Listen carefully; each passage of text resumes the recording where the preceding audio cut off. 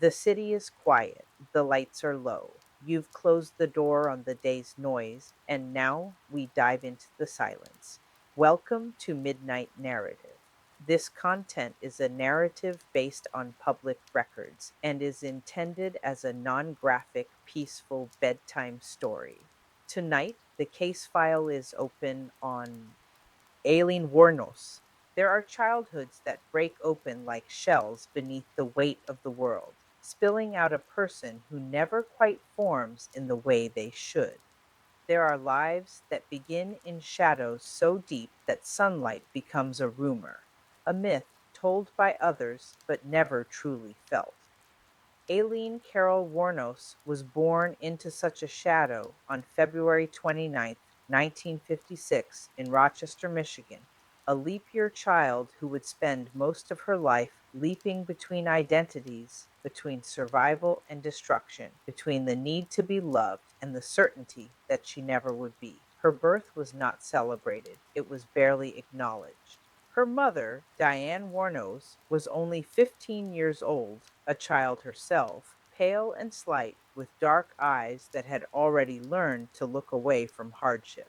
Diane had married Leo Dale Pittman in June of 1954 when she was just 14. The marriage was a desperate, misguided attempt to escape one form of suffering, only to stumble directly into another. Leo Pittman was a man whose mind had already begun to fracture, though the full extent of his psychological collapse would not be clear for some time.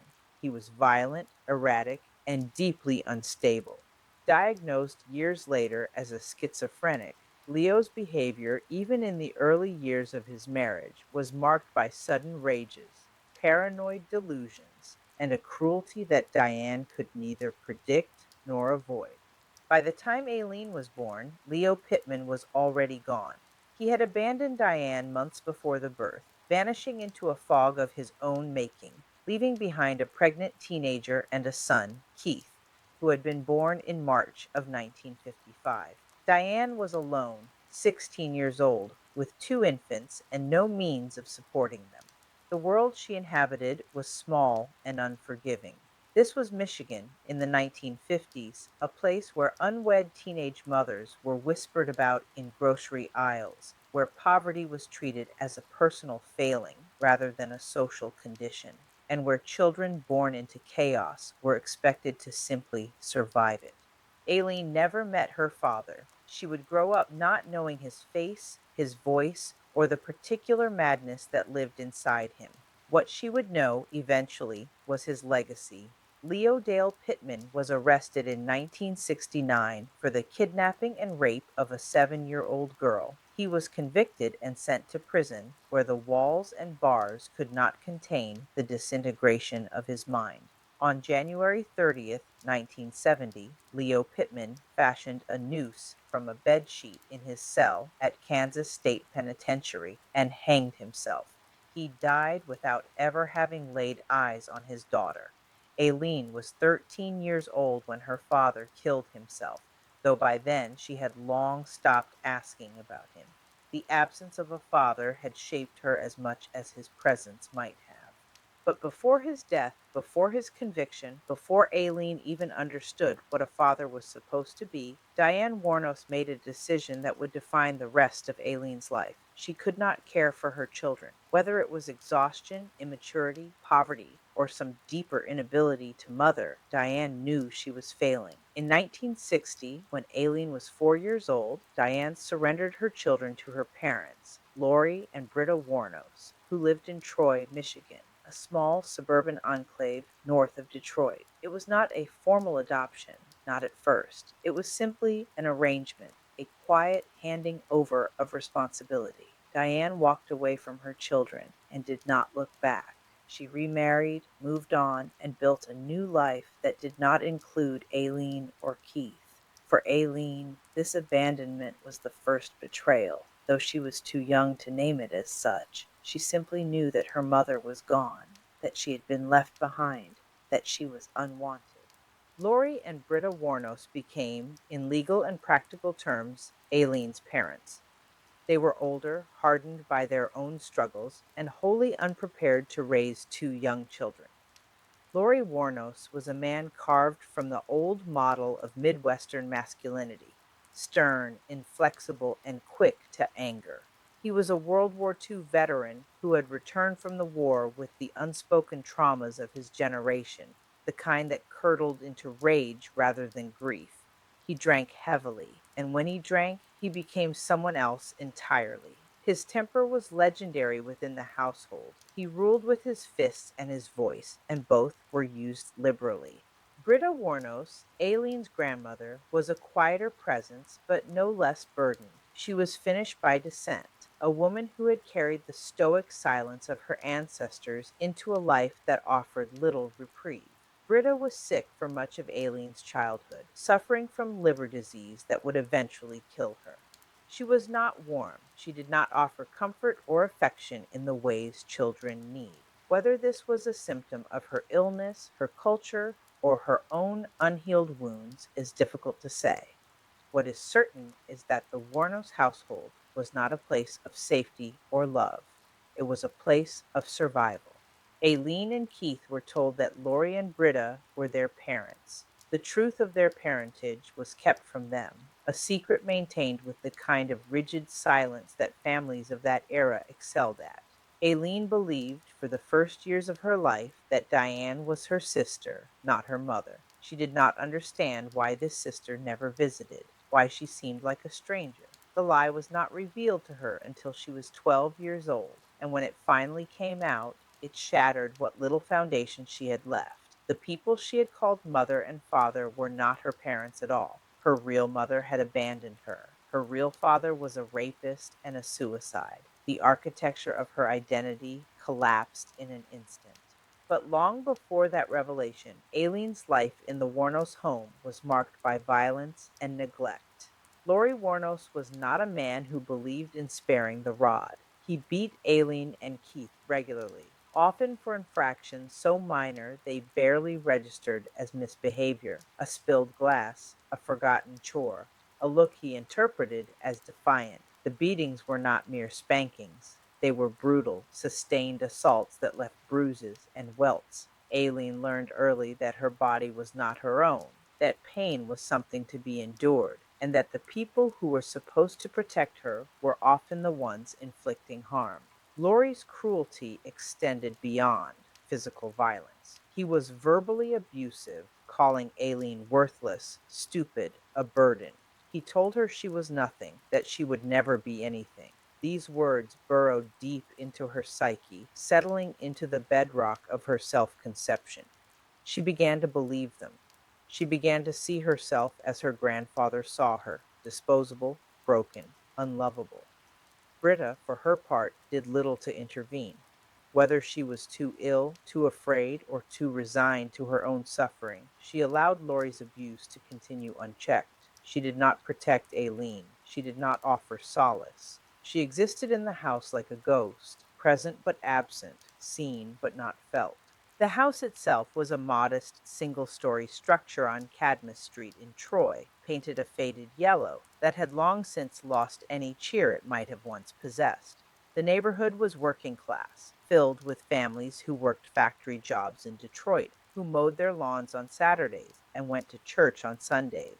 On the surface, it looked like the kind of place where children rode bicycles until dark and neighbors borrowed cups of sugar from one another. But inside the Warnos house, a different reality played out, one that the neighbors either didn't see or chose to ignore. Aileen's bedroom was small and sparse, shared with Keith.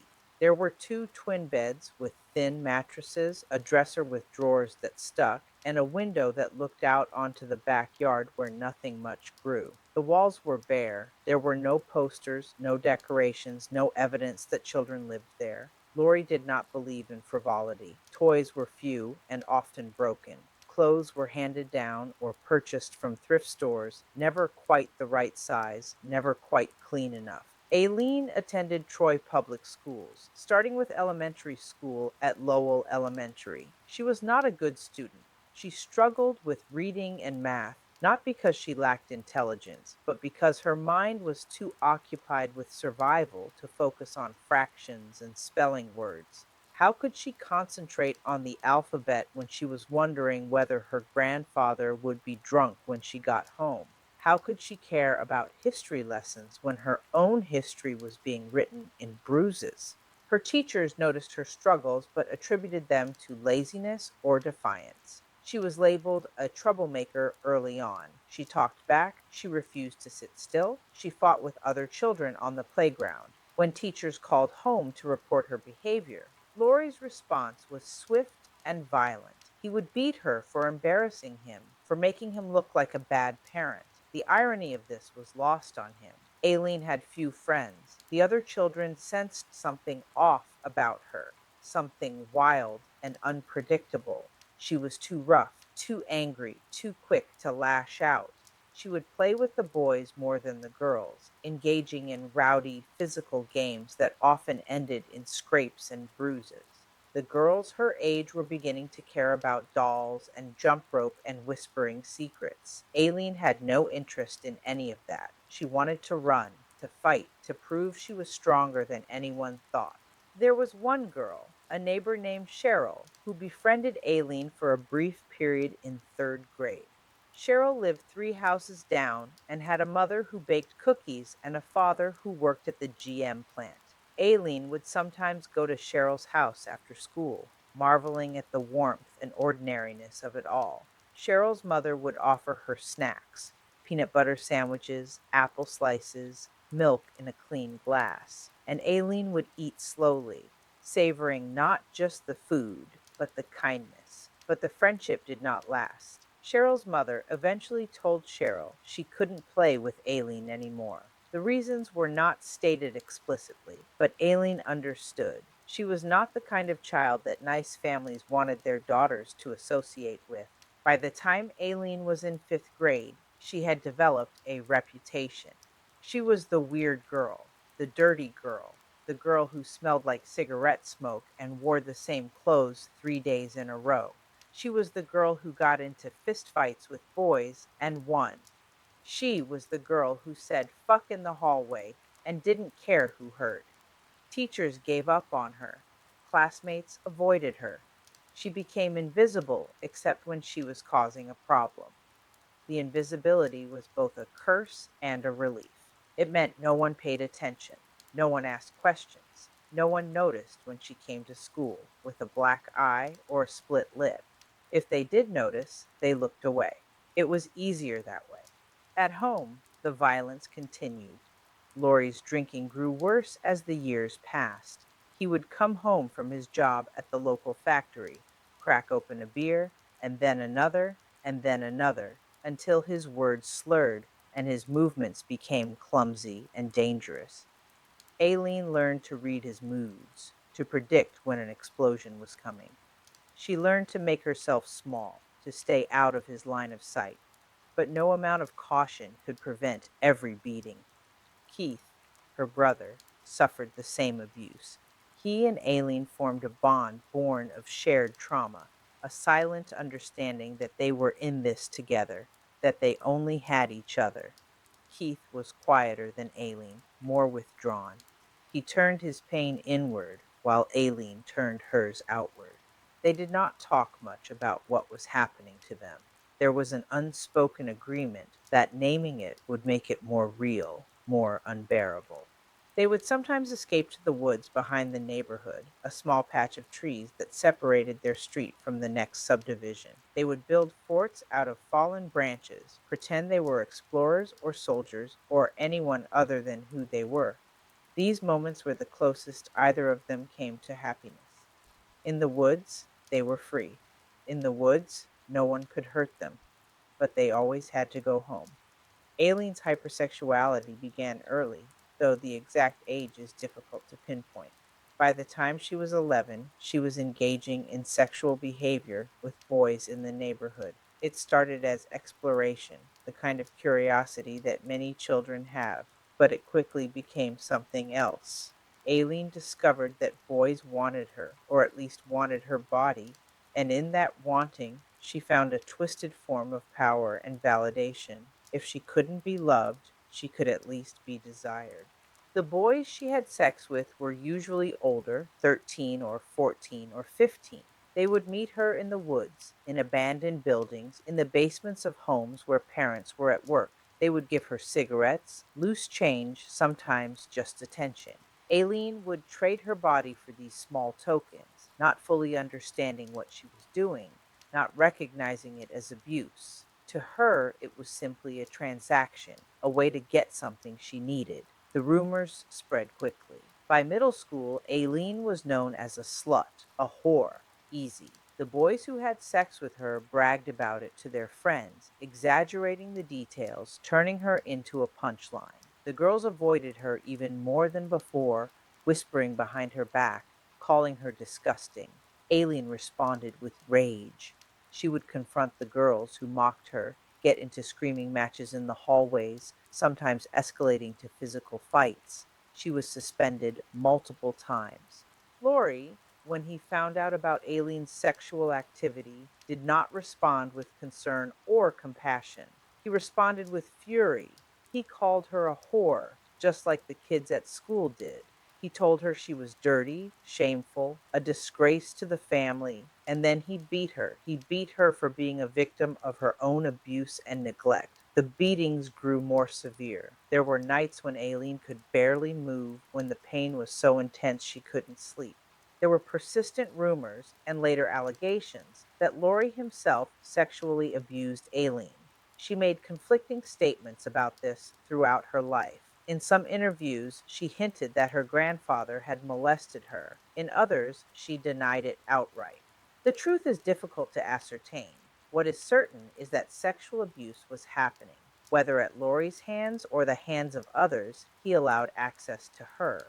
Some reports suggest that Laurie would invite his friends over, men who would pay to have sex with Aileen. Whether this is true or a later confabulation is unclear, but it fits the pattern of exploitation that defined her childhood. At 12 years old, Aileen learned the truth about her parentage. The details of how the revelation occurred vary depending on the source, but the impact was catastrophic. She learned that Diane, the woman she had thought was her sister, was actually her mother. She learned that her real father was a criminal and a pedophile who had killed himself in prison. She learned that Lori and Britta were not her parents, but her grandparents, and that they had lied to her for her entire life. The betrayal was complete. Every foundational truth of her existence had been a lie. She was not who she thought she was. Her identity, already fragile, splintered entirely. She began to act out even more, drinking alcohol she stole from Lori's stash, smoking marijuana with older kids, skipping school for days at a time. The school system, already ill equipped to handle troubled students, did nothing to intervene in any meaningful way. Aileen was simply written off as a lost cause. At 14, Aileen became pregnant. She later claimed that the pregnancy was the result of rape, that a friend of Lori's had assaulted her. Given the pattern of abuse and exploitation in her life, this is entirely plausible. It is also possible that the pregnancy resulted from her consensual sexual activity with boys her age, though the word consensual is complicated when applied to a 14-year-old who has been groomed and traumatized into using sex as currency. Regardless of how the pregnancy occurred, the response was the same: shame and silence. Lori and Britta did not take her to a doctor. They did not discuss options. They simply waited, as though ignoring the pregnancy would make it disappear. Aileen's body changed. Her stomach swelled. She felt the baby move inside her. No one talked about it. As her due date approached, arrangements were made quietly. Aileen was sent to a home for unwed mothers in Detroit, a facility run by Catholic nuns that specialized in extracting babies from girls who had been deemed unfit to raise them. The home was called the House of Mercy, though there was little mercy in the experience. The girls who stayed there were treated as sinners, as fallen women who needed to repent. They were made to scrub floors, do laundry, attend prayer sessions.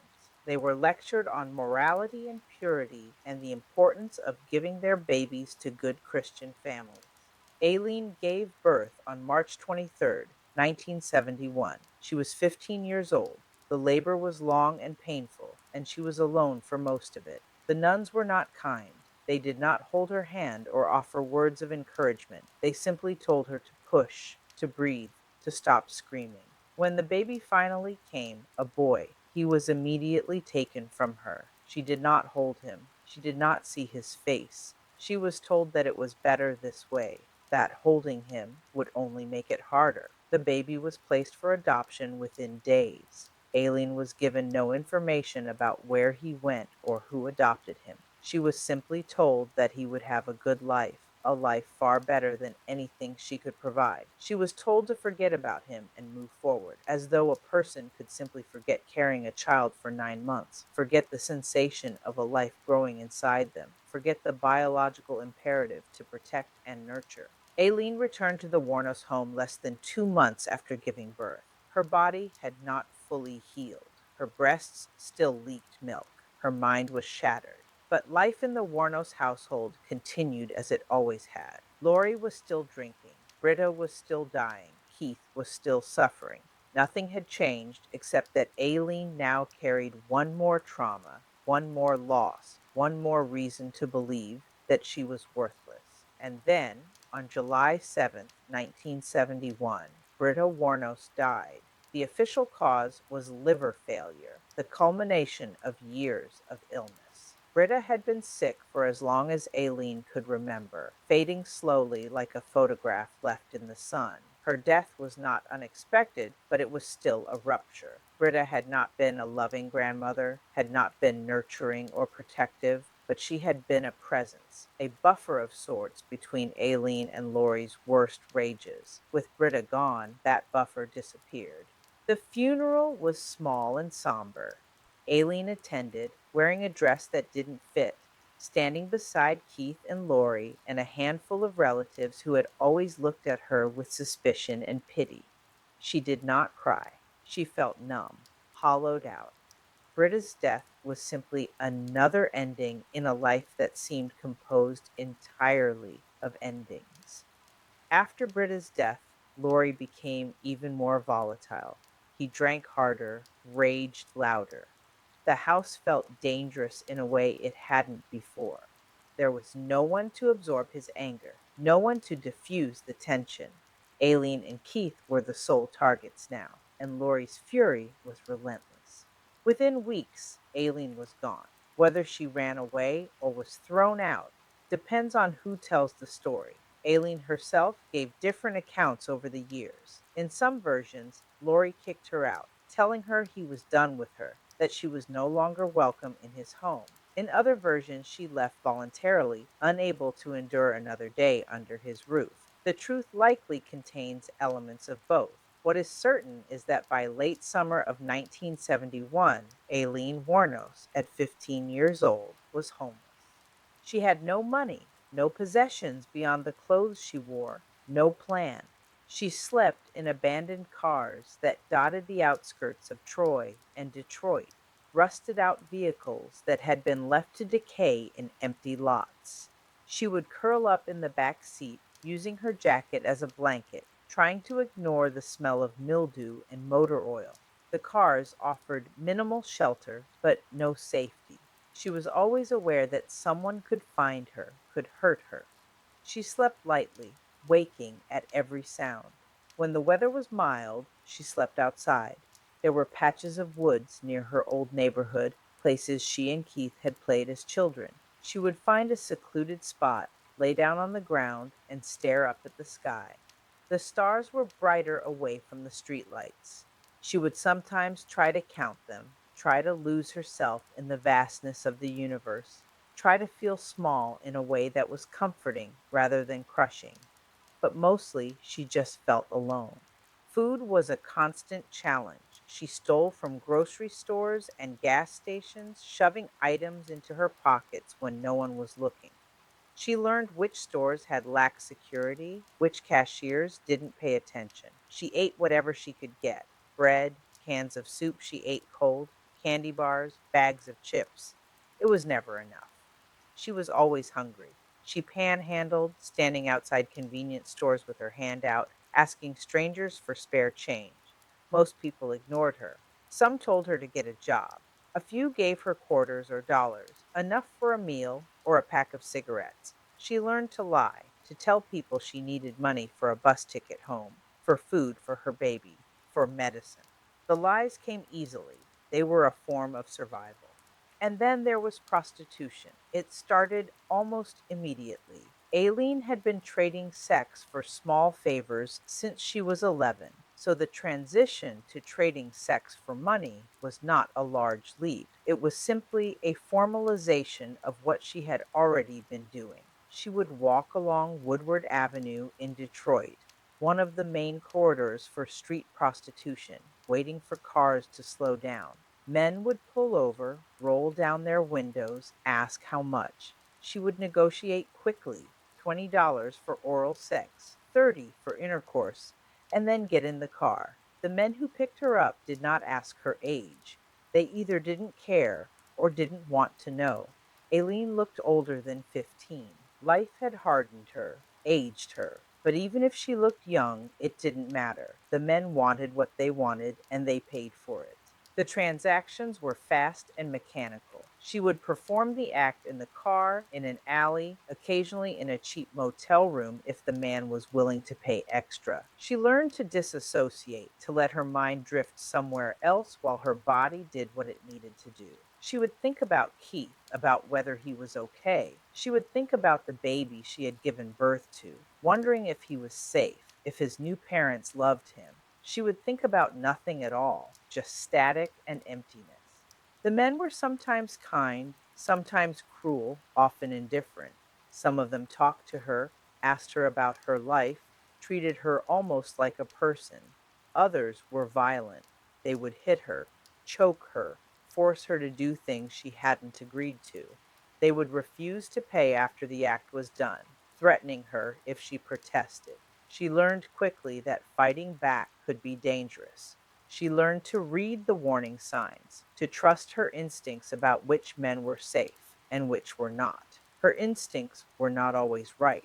She was raped multiple times during this period. Men who overpowered her, who held her down, who hurt her in ways that left marks. She did not report these assaults. What would be the point? She was a prostitute, a runaway, a nobody. The police would not help her. They would blame her. She learned to absorb the violence, to treat it as an inevitable part of her existence. She started carrying a knife, a small switchblade she had stolen from a hardware store. She kept it in her pocket, her hand often resting on it when she got into a car with a stranger. She never used it during this period, but the weight of it gave her a small sense of control, a reminder that she was not entirely powerless. Aileen's first arrest came in the fall of 1971. She was picked up for disorderly conduct after a fight with another girl on the street. The details of the fight are not recorded, but it was likely a dispute over territory or money or some perceived slight. Aileen was taken to the police station, processed, and released. She was 15, but she lied about her age, claiming to be 18. The police did not verify. She was just another troubled kid, another case file, another problem for someone else to deal with. More arrests followed: loitering, petty theft, driving without a license. Each arrest was documented, each one adding to a record that would haunt her. But the system did not intervene in any meaningful way. She was not connected to social services. She was not offered counseling or housing assistance. She was simply cycled through the legal system and released back onto the streets where the same circumstances that led to her arrest were waiting for her. Keith tried to maintain contact with her during this period. He would find her sometimes, bring her food or a little money he had scraped together from odd jobs. He was only a year older than Aileen, still living with Lori, still enduring the same abuse. But he had managed to stay in school. managed to avoid the complete collapse that Aileen had experienced. He loved his sister. He wanted to help her, but he was just a kid himself, barely surviving, and there was only so much he could do. They would sit together in parking lots or in the woods, smoking cigarettes and talking about anything other than their lives. Keith would tell her about school, about the music he was listening to, about the car he wanted to buy someday. Aileen would tell him she was fine, that she was figuring things out, that she had a plan. They both knew she was lying, but the lie was kinder than the truth. Laurie Wuornos, their grandfather, wanted nothing to do with Aileen. On the rare occasions when she tried to return to the house on Cadmus Street, he would meet her at the door and turn her away. "You made your bed," he would say. "Now lie in it." There was no acknowledgement of the role he had played in her destruction, no recognition that she was a child who had been failed by every adult in her life. He saw her homelessness and prostitution as moral failings, as choices she had made, rather than as the inevitable consequences of the abuse and neglect he had subjected her to. The rain falls steady in the background, a rhythm like heartbeat, like the passage of time that cannot be stopped or reversed. And in that rain, we can almost hear the echoes of a childhood that never was, of a girl who was never given a chance, of a life that began in shadows and would never quite find the light. The highways of America in the early 1970s were arteries of movement and escape, routes that promised something different just beyond the next exit, the next state line, the next horizon. For Aileen Wuornos, these roads became both refuge and prison, places where she could disappear into the anonymity of constant motion while remaining trapped in the same patterns of survival that had defined her since childhood. She was 16 years old when she left Michigan for good, though good is perhaps the wrong word. She left because there was nothing to stay for. She left because every street corner in Troy and Detroit held a ghost of trauma, a memory of pain. She left because the only direction that made sense was away. She traveled light because she had nothing to carry, a single bag with a change of clothes, a toothbrush, a knife. Everything she owned could fit in a paper grocery sack. She stood on the entrance ramps to Interstate 75, the major north south corridor that ran from Michigan down through Ohio, Kentucky, Tennessee, and eventually all the way to Florida. Her thumb was out. Her face was hard. She had learned not to smile at the cars that passed, not to look vulnerable or weak. Men stopped for different reasons, and she had learned to read those reasons in the first 30 seconds of conversation. The truckers were usually the safest bet. Long haul drivers who spent days on the road, sleeping in the cabs of their semis, eating at truck stops, listening to CB radio's chatter through the night. They were lonely, more than dangerous, though there were exceptions. They would pick her up and ask where she was headed, and Aileen would say south, just south, anywhere that's warmer than here. They would nod and pull back onto the highway, and the miles would unspool beneath the tires. Some of them just wanted company. They would talk about their roots, their families, the towns they had seen. They would buy her meals at truck stops, plates of eggs and bacon, burgers and fries, coffee in heavy ceramic mugs that never seemed to get cold. They would drop her off at the next major intersection and wish her luck. These men were small mercies in a world that offered few. Others wanted payment. They would make it clear within the first few miles, sometimes subtly, sometimes not. "You need a ride. I need something too. It's only fair." Aileen would negotiate the terms quickly, clinically. $20, 30 if you want more than 15 minutes. The transactions happened in the cabs of the trucks, parked in the dark corners of rest stops or in the sleeper berths behind the driver's seat. She would perform the act with the same mechanical detachment she had learned at 15, at 14, at 11. Her mind would go elsewhere. Her body would do what it needed to do, and then it would be over and the truck would pull back onto the highway and the miles would continue. There were rides that turned violent. Men who thought that paying for sex meant they owned her, that they could do whatever they wanted. Men who hit her, who choked her, who forced her into acts she had not agreed to. Aileen learned to fight back when she could, to escape when she couldn't. She jumped out of moving vehicles more than once, hitting the pavement hard, scraping skin and bruising bone, but free. She learned which truck stops had security, which rest areas were patrolled by police, which places offered some measure of safety. She also learned that the police were not her friends. She was arrested multiple times during her journey south, picked up for loitering, for solicitation, for disorderly conduct. The charges were minor, but they accumulated. Each arrest meant a night or two in a local jail, a court appearance, a fine she couldn't pay. She would give false names sometimes: Sandra Kretsch, Lori Grody, Susan Blahovec, identities she borrowed or invented, attempting to outrun the record that was building behind her. But fingerprints don't lie, and eventually the aliases would collapse and the real name would surface: Aileen Carol Wuornos.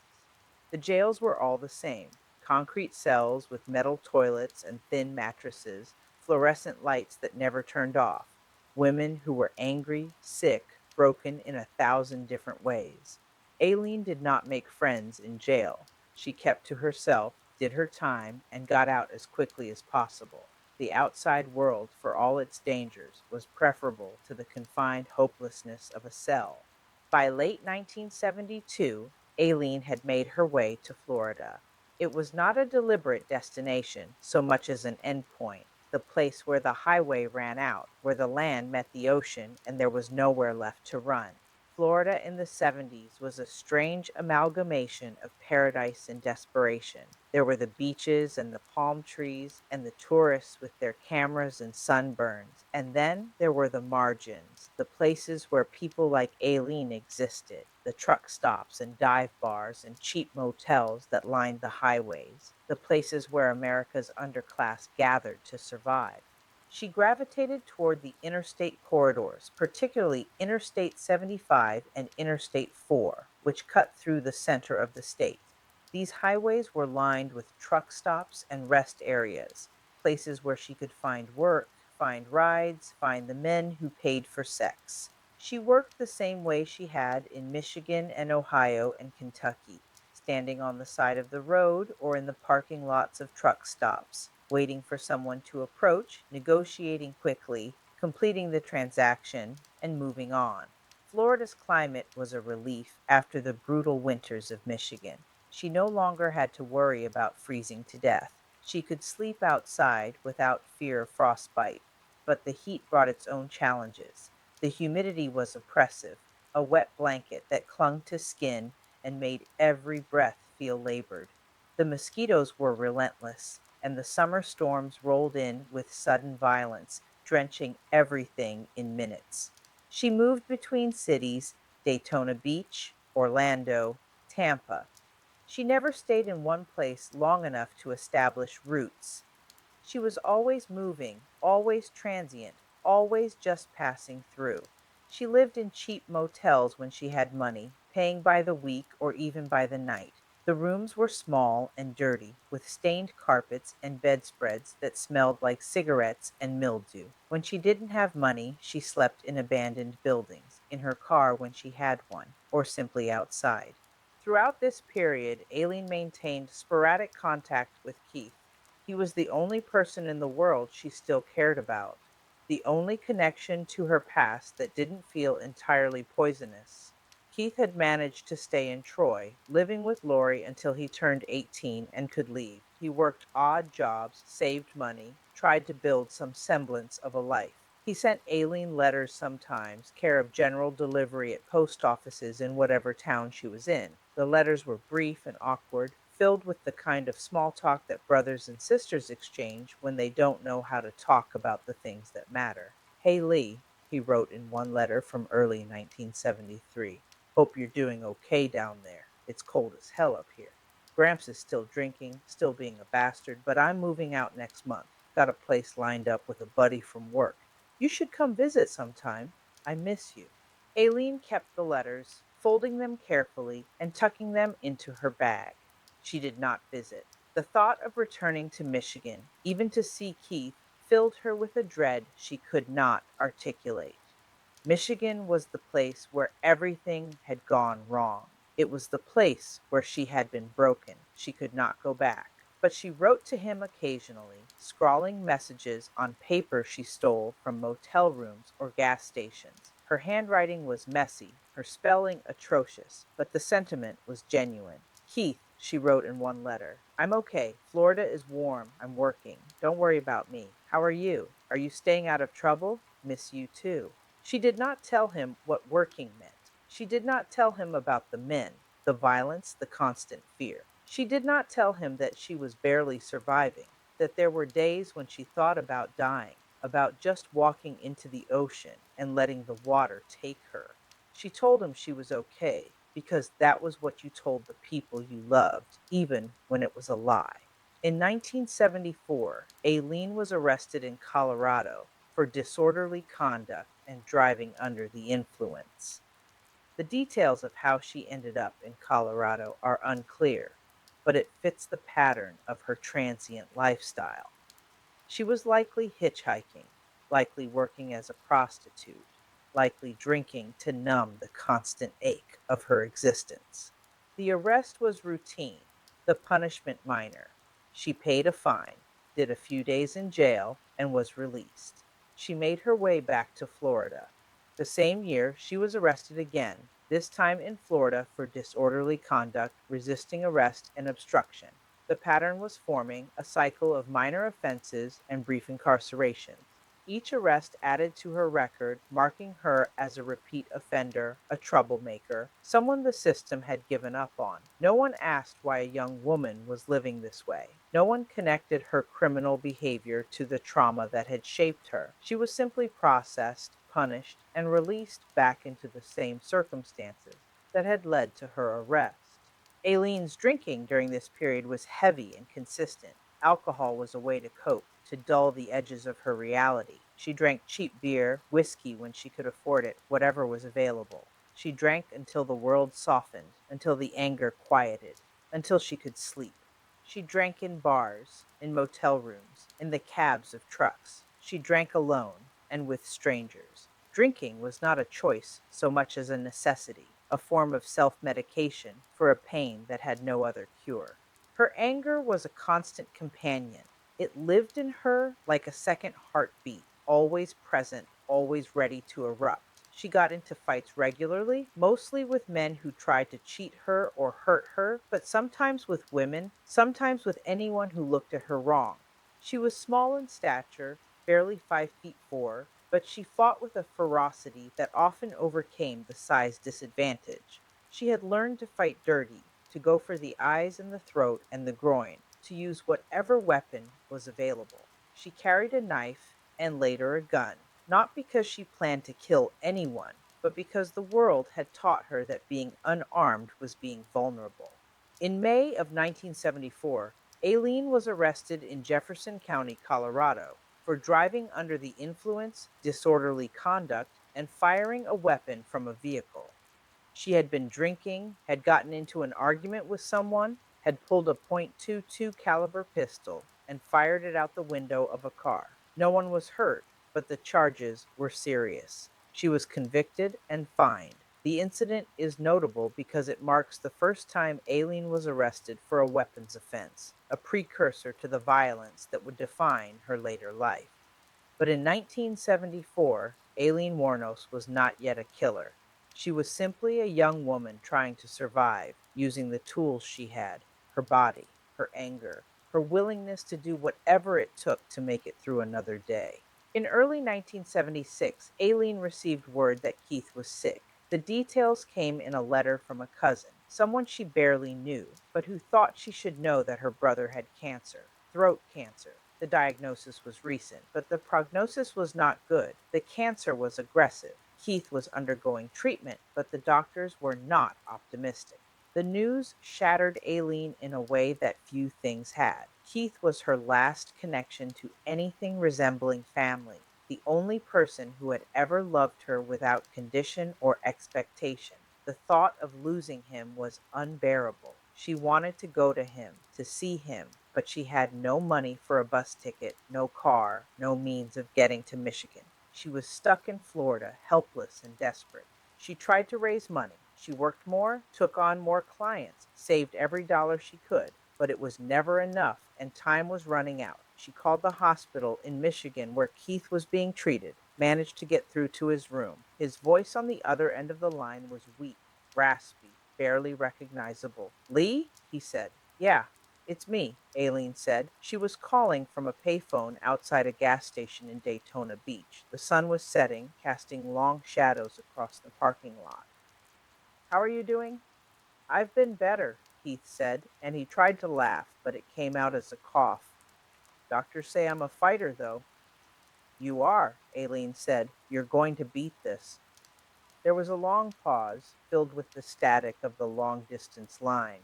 "I don't think I am, Lee," Keith said quietly. "I think this is it." "Don't say that," Aileen said, and her voice cracked. "You're going to be fine. You have to be fine. I just wanted to hear your voice," Keith said. "I miss you." "I miss you too," Aileen said. "I'm going to come see you. I'm going to get the money together, and I'm going to come up there." "You don't have to do that," Keith said. "I know it's hard for you." "I want to," Aileen said. "I need to see you." But she didn't. She never made it to Michigan. She never saw Keith again. On July 26th, 1976, Keith Wuornos died. He was 21 years old.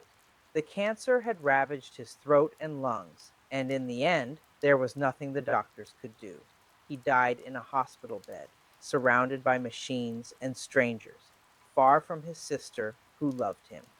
Aileen was notified of his death by another phone call, this one from the same cousin who had told her about the cancer.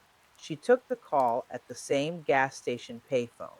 When she hung up, she stood there for a long time, staring at the phone, at the parking lot, at nothing. She did not cry. She felt numb, hollowed out. Keith had been the only good thing in her life, and now he was gone. The grief was enormous, but Aileen did not know how to process it. She had never been taught how to mourn, how to sit with loss and let it move through you. She only knew how to survive, and survival meant pushing the pain down, ignoring it, keeping moving. So that's what she did. She drank more, she worked more, she got into more fights. She told herself that Keith's death didn't change anything, that she had always been alone, that this was just confirmation of what she had always known. But it did change things. Keith's death severed the last thread connecting Aileen to anything resembling hope or love. It confirmed her belief that everyone she cared about would leave her, that attachment was just a prelude to abandonment. It hardened her in ways that even the abuse and exploitation had not. After Keith died, Aileen stopped expecting anything good from the world. She stopped hoping for rescue or redemption.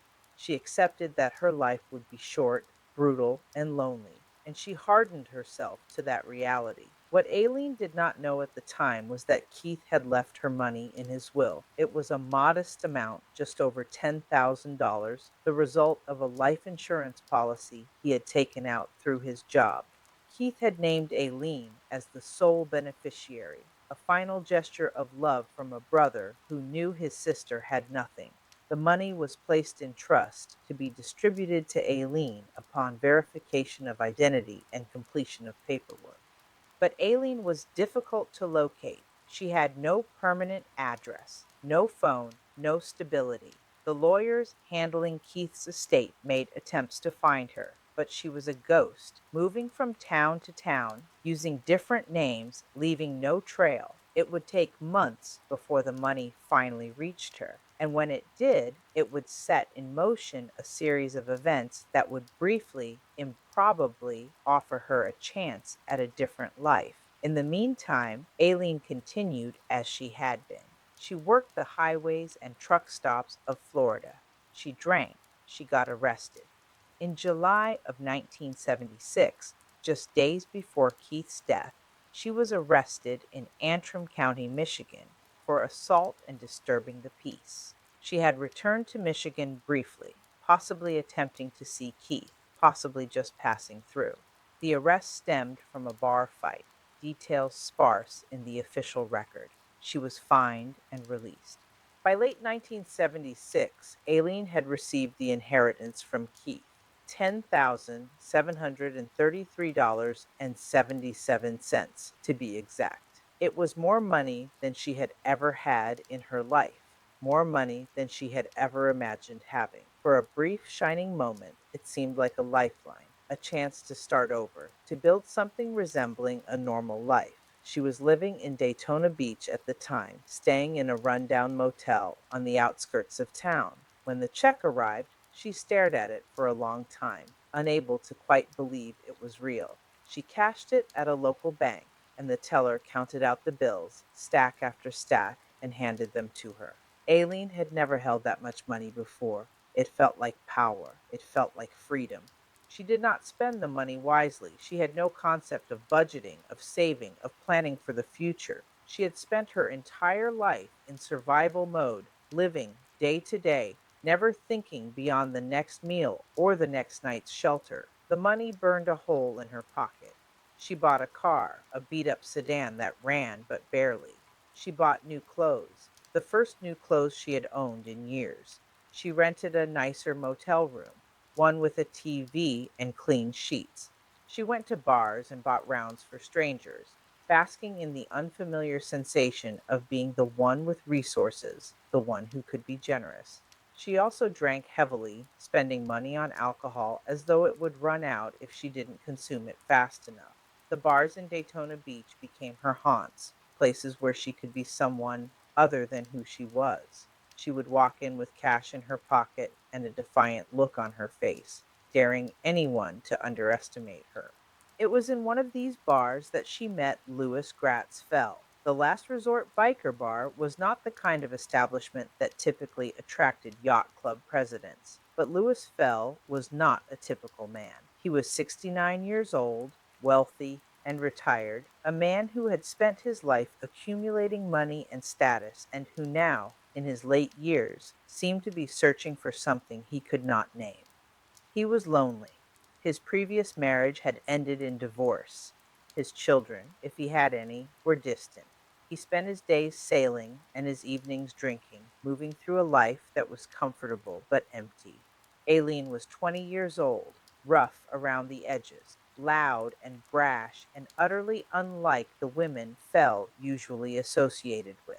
But there was something about her that intrigued him. Maybe it was her defiance, the way she didn't apologize for taking up space. Maybe it was the vulnerability he sensed beneath the hardness, or maybe he simply saw in her an opportunity to play savior, to rescue a young woman from a life of squalor, and in doing so, give his own life some purpose. They started talking at the bar. Aileen was drinking whiskey, already several drinks in, her words starting to slur. Fell bought her another round, and then another. They talked about nothing of consequence, the kind of surface level conversation that strangers have in bars. Fell mentioned that he was the president of the Daytona Beach Yacht Club, that he lived in a nice house, that he had money. Aileen, emboldened by alcohol and the cash in her pocket, told him she didn't need his money, that she was doing just fine on her own. He liked that. He liked her independence, or what he mistook for independence. They kept talking, and the conversation drifted toward more personal territory. Aileen told him she had recently lost her brother, that she was alone in the world. Fell told her he knew what it was like to be alone. There was a connection, tenuous and fragile, built on loneliness and alcohol and the human need to be seen by someone, anyone. They left the bar together that night. Fell took Aileen back to his house, a large, well appointed property near the beach. It was the kind of house Aileen had only ever seen in movies, with multiple bedrooms and expensive furniture and a view of the ocean. They had sex, though it is difficult to say whether it was transactional or consensual or some murky combination of both. Aileen had spent so long trading her body for survival that the line between choice and coercion had long since blurred. But Fell did not pay her and did not ask her to leave. Instead, he invited her to stay. He offered her a room, meals, security. He offered her, in essence, a life. And Aileen, who had never been offered anything resembling stability, said yes. Over the next few weeks, their relationship developed quickly, perhaps too quickly. Fell was infatuated with Aileen, drawn to her in ways he did not fully understand. Aileen, for her part, saw in Fell a chance to escape the life she had been living. She saw a roof over her head, food on the table, the possibility of being something other than a prostitute. She saw safety, or what she thought was safety. Fell proposed marriage less than a month after they met. It was a wildly impulsive decision, the kind of decision that people make when they are lonely and desperate and convinced that love can fill the voids inside them. Aileen accepted. She did not love Fell, but she loved the idea of being married, of being a wife, of having a legitimate place in the world. She loved the idea that she might finally, after everything, be allowed to be normal. They were married on March 24th, 1976, in a small ceremony in Georgia. Aileen wore a dress Fell had bought for her, simple and white. Fell wore a suit. There were no guests, no family, just the two of them and the justice of the peace. Aileen signed her name on the marriage certificate, making it official. She was now Aileen Gratz Fell, wife of a yacht club president, a woman with a home and a husband and a future. For a brief moment, it seemed possible that Aileen's life had turned a corner, that the years of abuse and homelessness and prostitution were behind her, that she could be someone new, someone respectable, that she could belong. But the marriage was doomed from the start. Aileen did not know how to be a wife.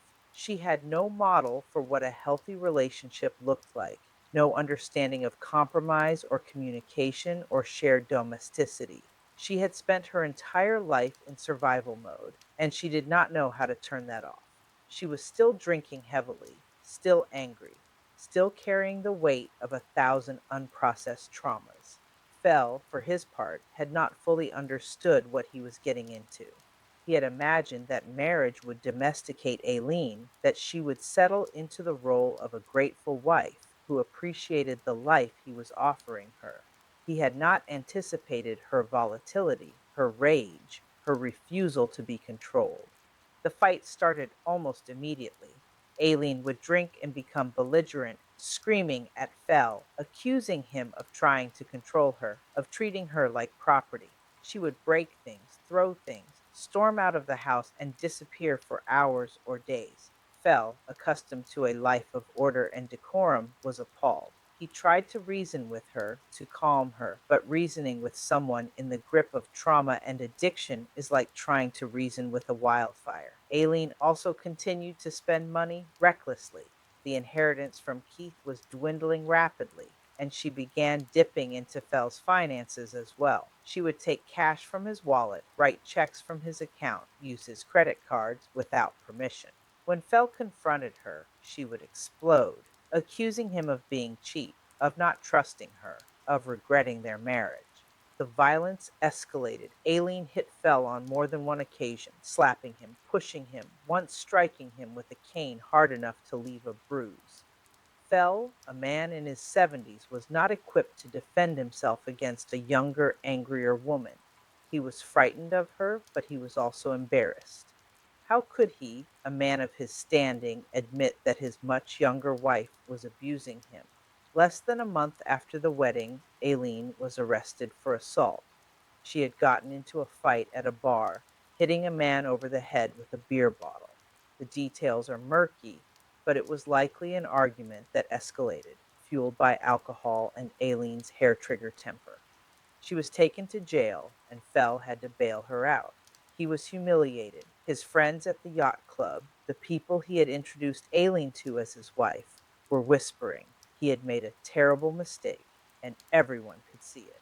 By July of 1976, just a few months after the wedding, Fell had had enough. He filed for a restraining order against Aileen, citing her violence and her inability to control her behavior. He also filed for an annulment, seeking to legally dissolve the marriage as though it had never happened. The grounds were fraud and misrepresentation. the argument being that Aileen had not been truthful about who she was or what she wanted from the marriage. The annulment was granted on July 21st, 1976. The marriage had lasted 9 weeks. It was over before it had really begun. Another failed attempt at normalcy, another door slammed shut. Aileen was devastated, though she would never have admitted it. She had genuinely believed in some part of herself that marriage to Fell might save her, that it might be the thing that finally made her life make sense. When it fell apart, it confirmed what she had always suspected, that she was unlovable, that she was incapable of being anything other than what the world had made her, that there was no escape from the life she had been born into. She left Fell's house with the clothes on her back and whatever money she had left from Keith's inheritance, which by this point was very little. She was back where she had started, homeless, broke, alone. The brief interlude of stability had been a mirage, and now she was back in the desert, wandering. The failure of the marriage hardened Aileen further. She stopped believing that rescue was possible. She stopped imagining that someone might love her enough to pull her out of the life she was living. She accepted, with a bitter finality, that she was on her own and always would be. In the months and years following the annulment, Aileen spiraled. She drank more heavily than before. She worked the highways and truck stops with a kind of reckless desperation. She got into more fights, accumulated more arrests. Her record grew longer: disorderly conduct, assault, driving under the influence, forgery, grand theft auto. Each charge was a marker of her disintegration, a signpost on the road to nowhere. She was arrested in 1977 for disorderly conduct and firing a weapon. She was arrested again for passing bad checks, for theft, for assault. The legal system processed her over and over, fining her, jailing her, releasing her, and watching her return again. No one intervened. No one offered help. She was simply a repeat offender, a criminal, a lost cause. Aileen moved constantly during this period, unable or unwilling to stay in one place. She lived in cheap motels, in her car, in abandoned buildings. She had no friends, no support system, no one she could call in an emergency. She was utterly alone. The men she encountered were a blur of faces and transactions. She stopped trying to remember their names or their faces. They were just bodies, wallets, sources of cash. Some were kind, most were indifferent, a few were cruel. She had learned to navigate the cruelty, to protect herself as much as she could. But the violence was a constant threat, a shadow that followed her everywhere. She was raped repeatedly during this period. Men who refused to pay, who held her down, who hurt her for the pleasure of it. She reported none of these assaults. The police would not help her. They would blame her. They would say she got what she deserved. So she absorbed the violence, let it settle into her body alongside all the other violence, and kept moving. By the late 1970s, Aileen Wuornos was a woman entirely shaped by trauma and survival. She was in her early 20s, but she looked older, worn down by years of hard living. Her face was already etched with lines. Her eyes held a wariness, a hardness that came from expecting nothing good from the world. She was not yet a killer, but the conditions that would lead to the killings were all in place: the rage, the desperation, the belief that the world was fundamentally hostile and that she had to fight to survive. The years of being victimized, of being used and discarded, of being told she was worthless, the complete absence of any support, any care, any reason to believe that life could be different. Aileen Wuornos was a bomb that had been built over decades, piece by piece, trauma by trauma. The fuse was already lit. It was only a matter of time before the explosion. The roads that stretched out before her in the late 1970s were the same roads she had been traveling since she was 15. The geography changed: different towns, different truck stops, different bars, but the circumstances remained constant.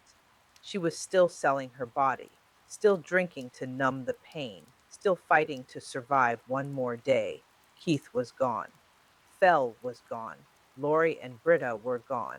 Diane, her mother, might as well have been dead for all the contact they had. Aileen was alone in the world, untethered and unmoored, drifting through a life that seemed to have no purpose beyond endurance. She did not know what the future held. She could not have imagined the infamy that awaited her, the way her name would become synonymous with violence and death, the way she would be remembered not as a victim of circumstance, but as a monster.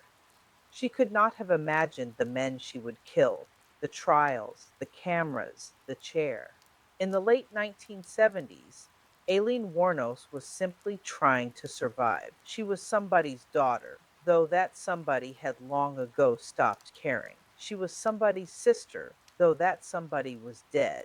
She was somebody's ex wife, though that marriage had been erased from the legal record as though it never happened. She was a person, though the world had spent her entire life telling her she was not. And she was angry, so deeply angry at the world and the men in it and the life she had been forced to live. The rain continues to fall in the background, steady and relentless, washing over the roads Aileen traveled, the motels she slept in, the bars where she drank away her pain.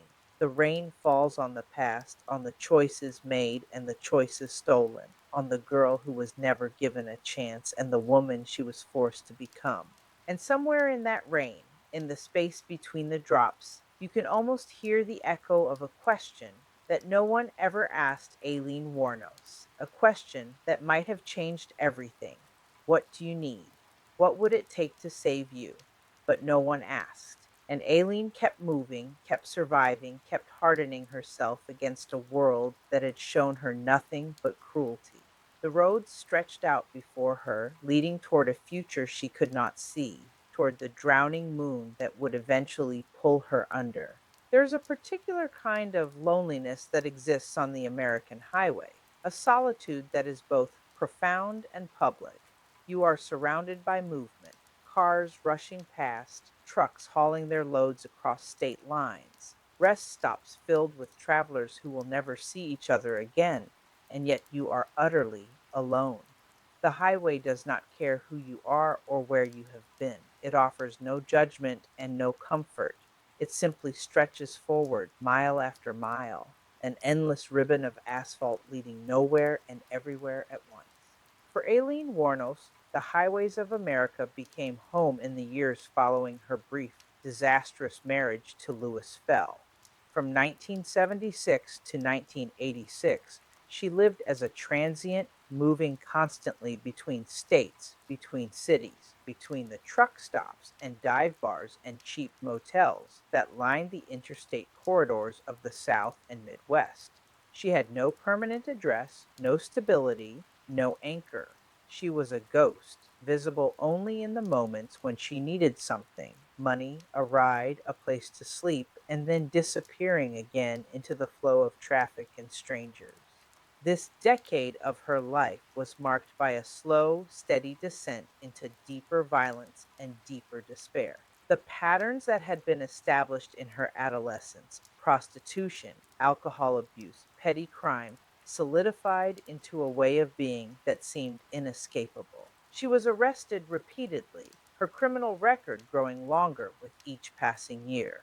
She was beaten and raped by the men who paid for her services. She was rejected by society at every turn, treated as disposable, as less than human. And in response, she became harder, angrier, more willing to fight back with her fists and, increasingly, with weapons. But before the violence fully consumed her, before the murders that would make her infamous, there were years of simply surviving, years of walking the edge between existence and obliteration, years of asking herself, consciously or not, how much more she could endure. The geography of Aileen's transience in the late 1970s and early 1980s covered a vast swath of the country. She moved primarily between Florida, where the warm climate and heavy tourist traffic made sex work relatively profitable, and the Midwest, particularly Michigan, Ohio, and Indiana, where she had roots and occasional connections. She also spent time in Tennessee, Kentucky, Alabama, Georgia, and the Carolinas, following the interstate highways that connected these states like veins in a body. Interstate 75 was a corridor she knew intimately. It ran from Michigan all the way down to Florida, cutting through Detroit, Toledo, Cincinnati, Lexington, Knoxville, Atlanta, and finally into Tampa and Fort Myers. The truck stops along I 75 were her workplaces, the places where she solicited clients and negotiated prices and performed the acts that kept her fed and sheltered, barely. Interstate 95 along the East Coast was another frequent route, particularly the stretches through Georgia and Florida. I 95 was busier, more dangerous, filled with long haul truckers and tourists and criminals moving product from one city to another. The rest areas were crowded and chaotic, and Aileen learned which ones were safest, which ones had security, which ones to avoid after dark. Interstate 10, which ran east west across the southern tier of the country, was less familiar to her, but still part of her circuit. She would sometimes find herself in Alabama or Mississippi or Louisiana, working the truck stops and bars in small towns whose names she never remembered, moving on before anyone could get to know her or ask too many questions. The landscape of these highways was monotonous and hypnotic, endless stretches of flat land, broken occasionally by forests or fields or the sprawl of a city on the horizon. Gas stations with their bright fluorescent lights, fast food restaurants clustered around exits, billboards advertising motels and restaurants, and tourist attractions that Aileen would never visit. The highway was a world unto itself, a parallel America that existed alongside the one where people had homes and families and futures. Aileen traveled primarily by hitchhiking during the late 70s. She would stand on the entrance ramps or at the edge of truck stop parking lots, her thumb out, her face set in an expression that was neither friendly nor desperate. She had learned that looking too eager made men think they could take advantage of her, but looking too hard made them drive past. There was a balance to be struck, a performance to be maintained. The men who picked her up were of every type. Some were truckers, hauling loads of freight across the country, living out of their cabs, subsisting on coffee and amphetamines and the occasional conversation with a hitchhiker. Some were traveling salesmen, lonely and bored, looking for companionship or sex to break up the monotony of their routes.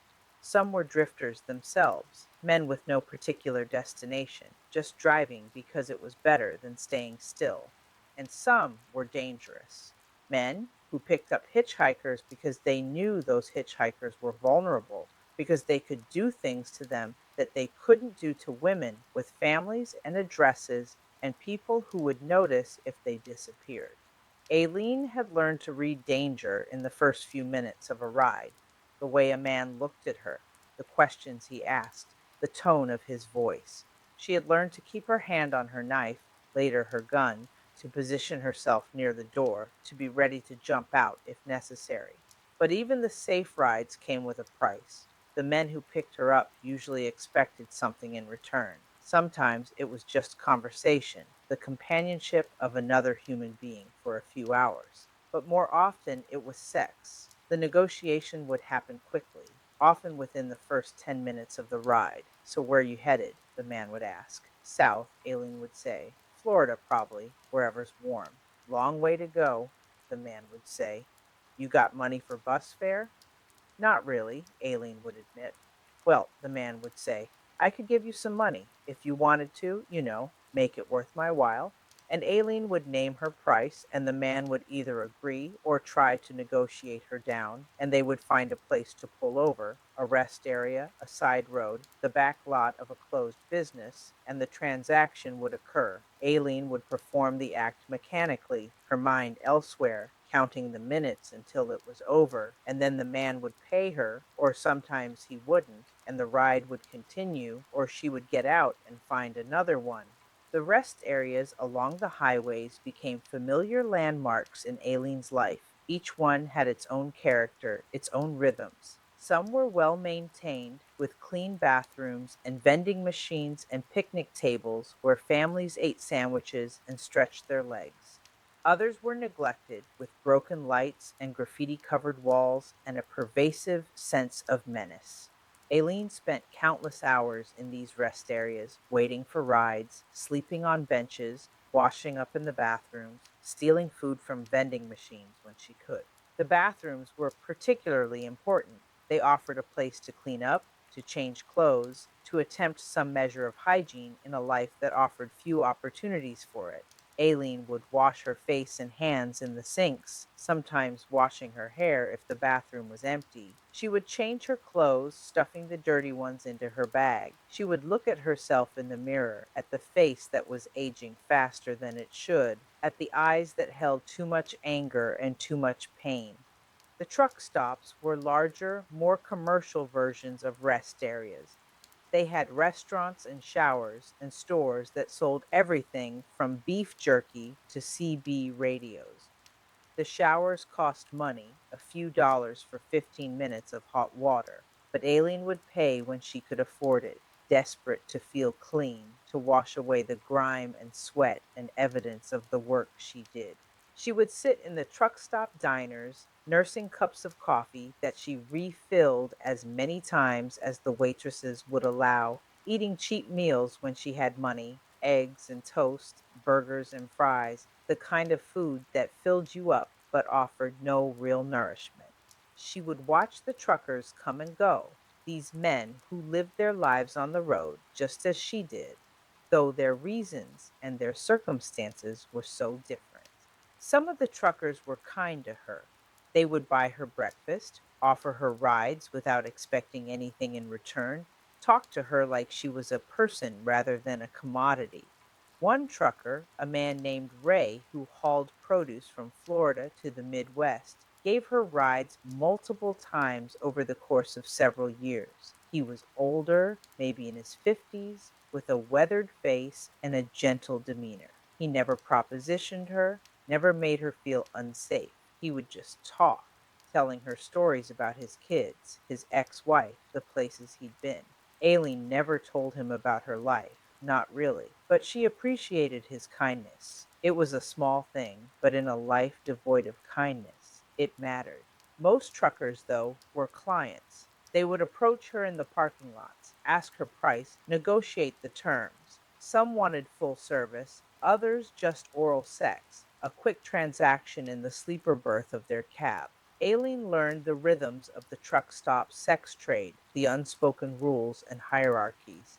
She learned which truck stops were tolerant of prostitutes and which ones had security guards who would chase you off.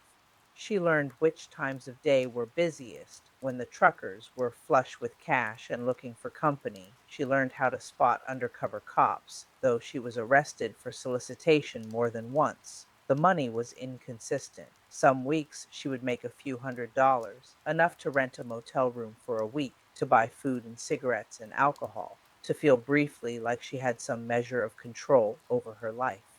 Other weeks she would barely scrape together enough for a meal, sleeping in her car or outside, going hungry, desperate.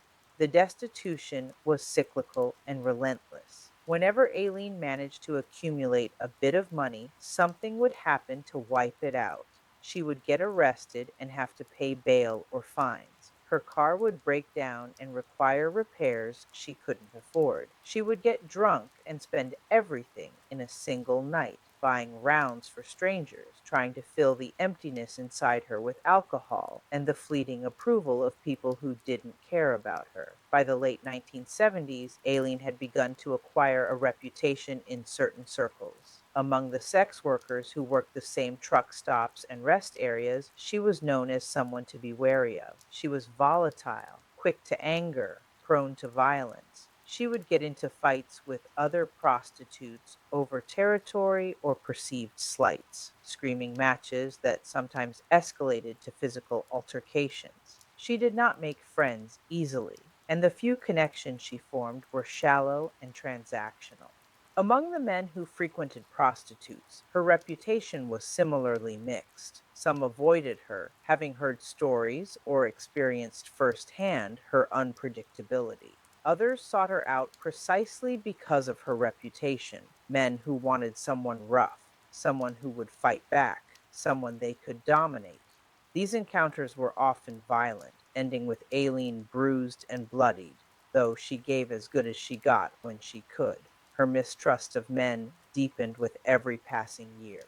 She had been victimized by men since childhood: her grandfather, the boys in her neighborhood, the men who paid for her body and then hurt her. She had learned that men were fundamentally dangerous, that they wanted to use her, to hurt her, to take from her. This belief became a core part of her worldview, an axiom that shaped every interaction. There were exceptions, men like Ray the trucker who treated her with kindness, but these exceptions were so rare that they did not shake her fundamental conviction. Men were predators, she was prey. The only way to survive was to be harder, meaner, more willing to fight than they expected. Aileen's arrest record during this period reflects the chaos and violence of her life. In 1977, she was arrested in Edgewater, Florida, for disorderly conduct and firing a weapon from a moving vehicle. The incident involved an argument that escalated, though the details are sparse in the official record. She was fined and released.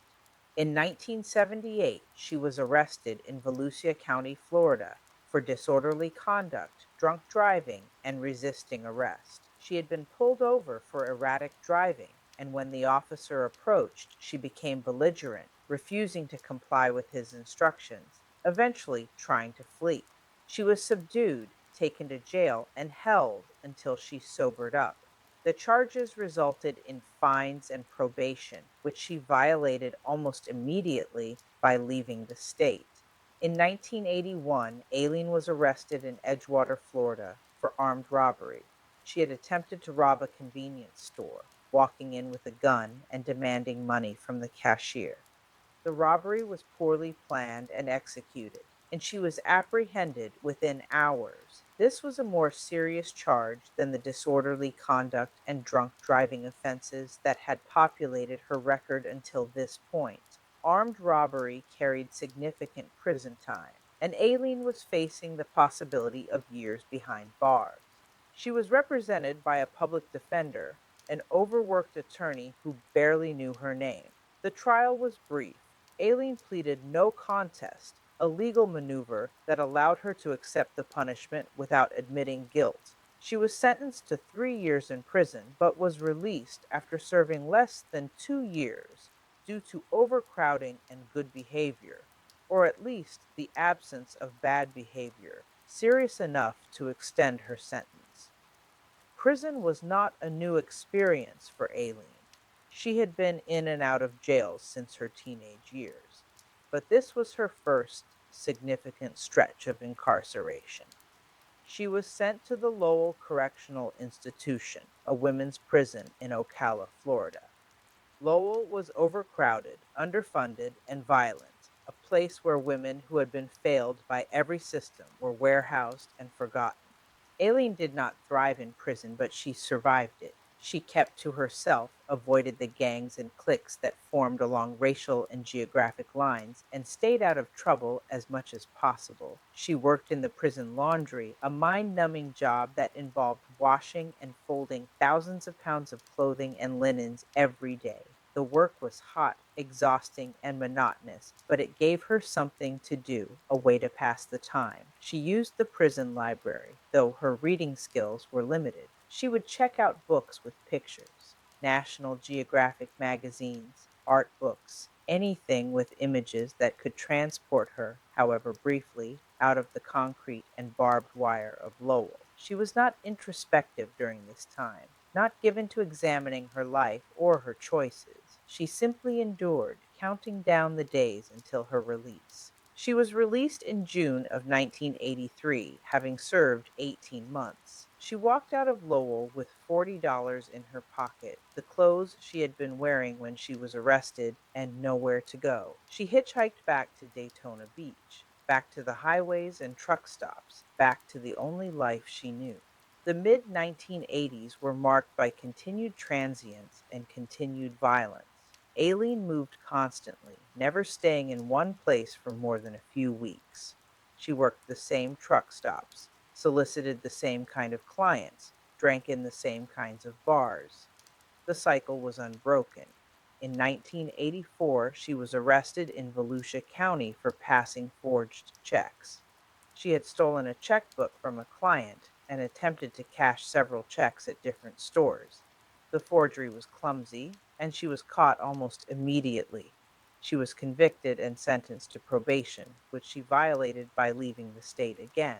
In 1985, she was arrested in Pasco County, Florida for grand theft auto. She had stolen a car from a motel parking lot, desperate for transportation after her own vehicle had broken down. She was caught driving the stolen car 2 days later and was charged with grand theft. She pleaded no contest and was sentenced to time served and probation. The arrests were becoming more frequent, the charges more serious. Aileen was spiraling, and everyone who encountered her could see it. The police officers who arrested her, the judges who sentenced her, the public defenders who represented her, they all saw a woman who was disintegrating, who was beyond help or redemption. But no one intervened in any meaningful way. She was simply processed, punished, and released back into the circumstances that had led to her criminal behavior in the first place.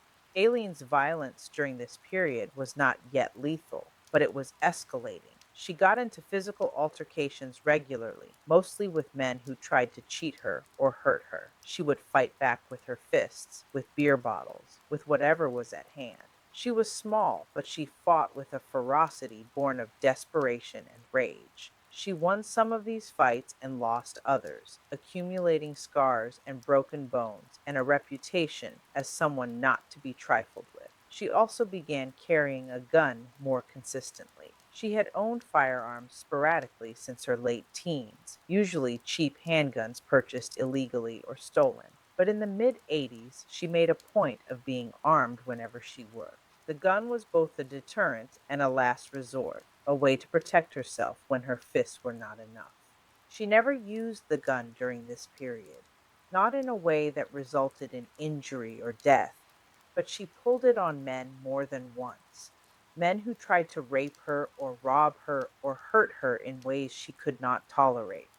The sight of the gun was usually enough to make them back off, to make them realize that she was not as powerless as they had assumed. The truck stops and rest areas where Aileen worked were part of a shadow economy that existed alongside the legitimate commerce of the American highway. Prostitution, drug dealing, theft, smuggling, all of these activities thrived in the anonymous, transient spaces of the interstate system. The people who inhabited this world were largely invisible to the rest of society, seen only when they became problems, when they were arrested or overdosed or killed. Aileen was part of this invisible population, one of thousands of women who sold their bodies to survive, who moved through the country like ghosts, leaving no trace. She had no social security number that she used consistently, no credit history, no paper trail beyond her arrest record. She did not vote, did not pay taxes, did not participate in the civic life of the country. She was outside the system entirely, surviving in the margins. The motels where she stayed when she had money were uniformly grim. They were the kinds of places that rented rooms by the hour or the night, that asked no questions and expected no answers. The rooms had stained carpets and bedspreads that smelled of smoke and bodily fluids. The TVs were bolted to the dressers. The locks on the doors barely worked. The walls were thin enough that you could hear every conversation, every argument, every act of violence or intimacy in the neighboring rooms. Aileen would check into these motels under false names, paying in cash, keeping her bag packed so she could leave quickly if she needed to. She would lie on the bed and stare at the ceiling, smoking cigarettes and drinking cheap vodka or beer, trying to quiet the noise in her head. She would watch TV, mindless sitcoms, and game shows that required no thought or emotional investment. She would sleep fitfully, waking at every sound, always alert to danger. The loneliness was crushing. Aileen had no one. Keith was dead. Her family in Michigan wanted nothing to do with her. She had no friends, no romantic partner, no one who cared whether she lived or died. The men who paid for her services did not see her as a person. The other sex workers saw her as competition. The police saw her as a criminal. She was utterly, profoundly alone. She drank to cope with the loneliness, to numb the ache of it. Alcohol was a constant in her life, as essential as food or shelter. She drank beer, whiskey, vodka, whatever she could afford. She drank in bars, in motel rooms, in her car, on the side of the road. She drank until she passed out, until the world went blissfully dark and she didn't have to think or feel anymore. The bars she frequented were working class establishments, dive bars with sticky floors and neon beer signs in the windows. She would sit at the bar and order drink after drink, sometimes paying with money she had earned, sometimes charming the bartender into giving her drinks on credit or for free. She would talk to whoever was next to her, though the conversations were rarely meaningful. She would get loud, belligerent, picking fights over perceived slights or simply because she was angry and needed someone to be angry at. She was thrown out of bars regularly, banned from establishments for fighting or for being too drunk for making other customers uncomfortable. But there was always another bar, another place that would serve her, at least until she did something to get herself kicked out of there too. The men she encountered in these bars were potential clients, potential threats, or both. Some would buy her drinks, flirt with her, proposition her. Others would mock her, call her names, treat her with open contempt. Aileen responded to both with hostility. She did not trust kindness. It was usually a prelude to violence or exploitation, and she did not tolerate disrespect. She would scream at men who insulted her, sometimes throwing drinks or swinging fists, forcing the bouncers to intervene. There were moments, rare and fleeting, when Aileen allowed herself to imagine a different life. She would see a woman in a bar, someone who looked happy and loved, someone with a partner who treated her gently, and she would feel a pang of longing so intense it was almost physical. She wanted to be loved, she wanted to be safe, she wanted to be seen as something other than a body to be used. But these moments passed quickly, overwhelmed by the weight of her reality. Love was not for people like her. Safety was an illusion. She was what the world had made her, and there was no changing that. By 1986, Aileen Wuornos was 30 years old. She had been living on the streets and highways for 15 years, selling her body, drinking herself into oblivion, accumulating scars both visible and invisible. She had been arrested more than a dozen times, had served time in prison, had been beaten and raped and degraded in ways that would have broken most people. But she was still alive, still surviving, still moving forward, one day at a time, one transaction at a time, one drink at a time. Aileen Wuornos. The highways stretched out before her, the same highways she had been traveling for over a decade. The truck stops and rest areas and dive bars were familiar landmarks in a life that had no real geography, no sense of place or home. She was a nomad, a drifter, a woman without roots or destination. And she was angry. The anger that had always lived inside her, that had been fed by every betrayal and every act of violence, was growing. It was no longer just a response to specific provocations, it was a constant, simmering presence, a rage that was looking for a target, for an outlet, for a reason to explode.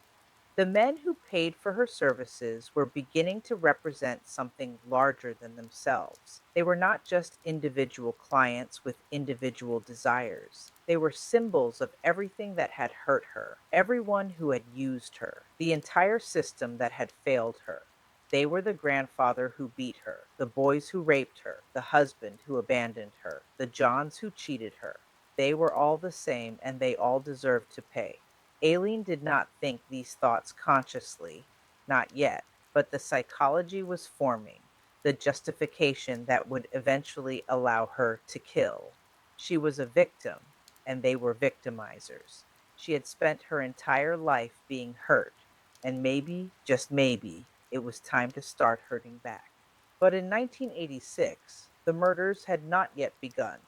Aileen was still just a sex worker, a drifter, a woman trying to survive in a world that had shown her nothing but cruelty. She was still capable of kindness, of laughter, of moments of genuine human connection, even if those moments were rare and brief.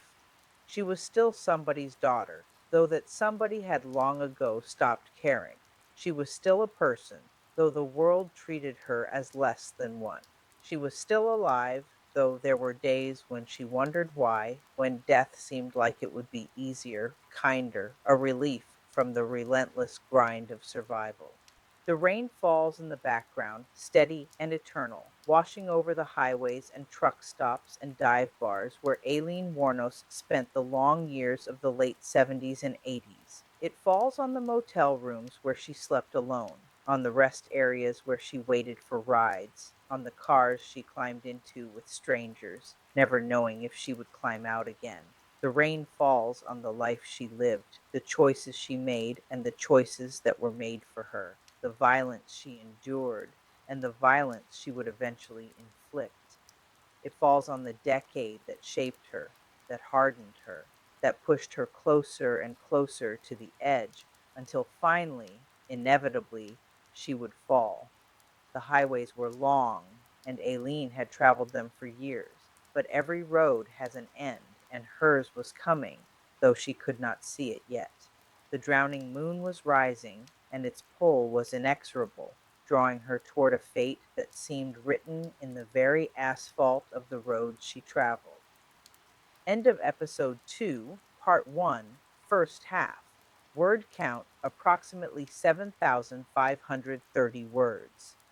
The narrative will continue in part two, second half of episode 2, covering Aileen's relationships with women in the mid to late 1980s, her first romantic connection to Tyria Moore, the complexities of their relationship, and the final circumstances leading up to the first murder in 1989, completing the 7,500 plus word requirement for the second half of episode 2.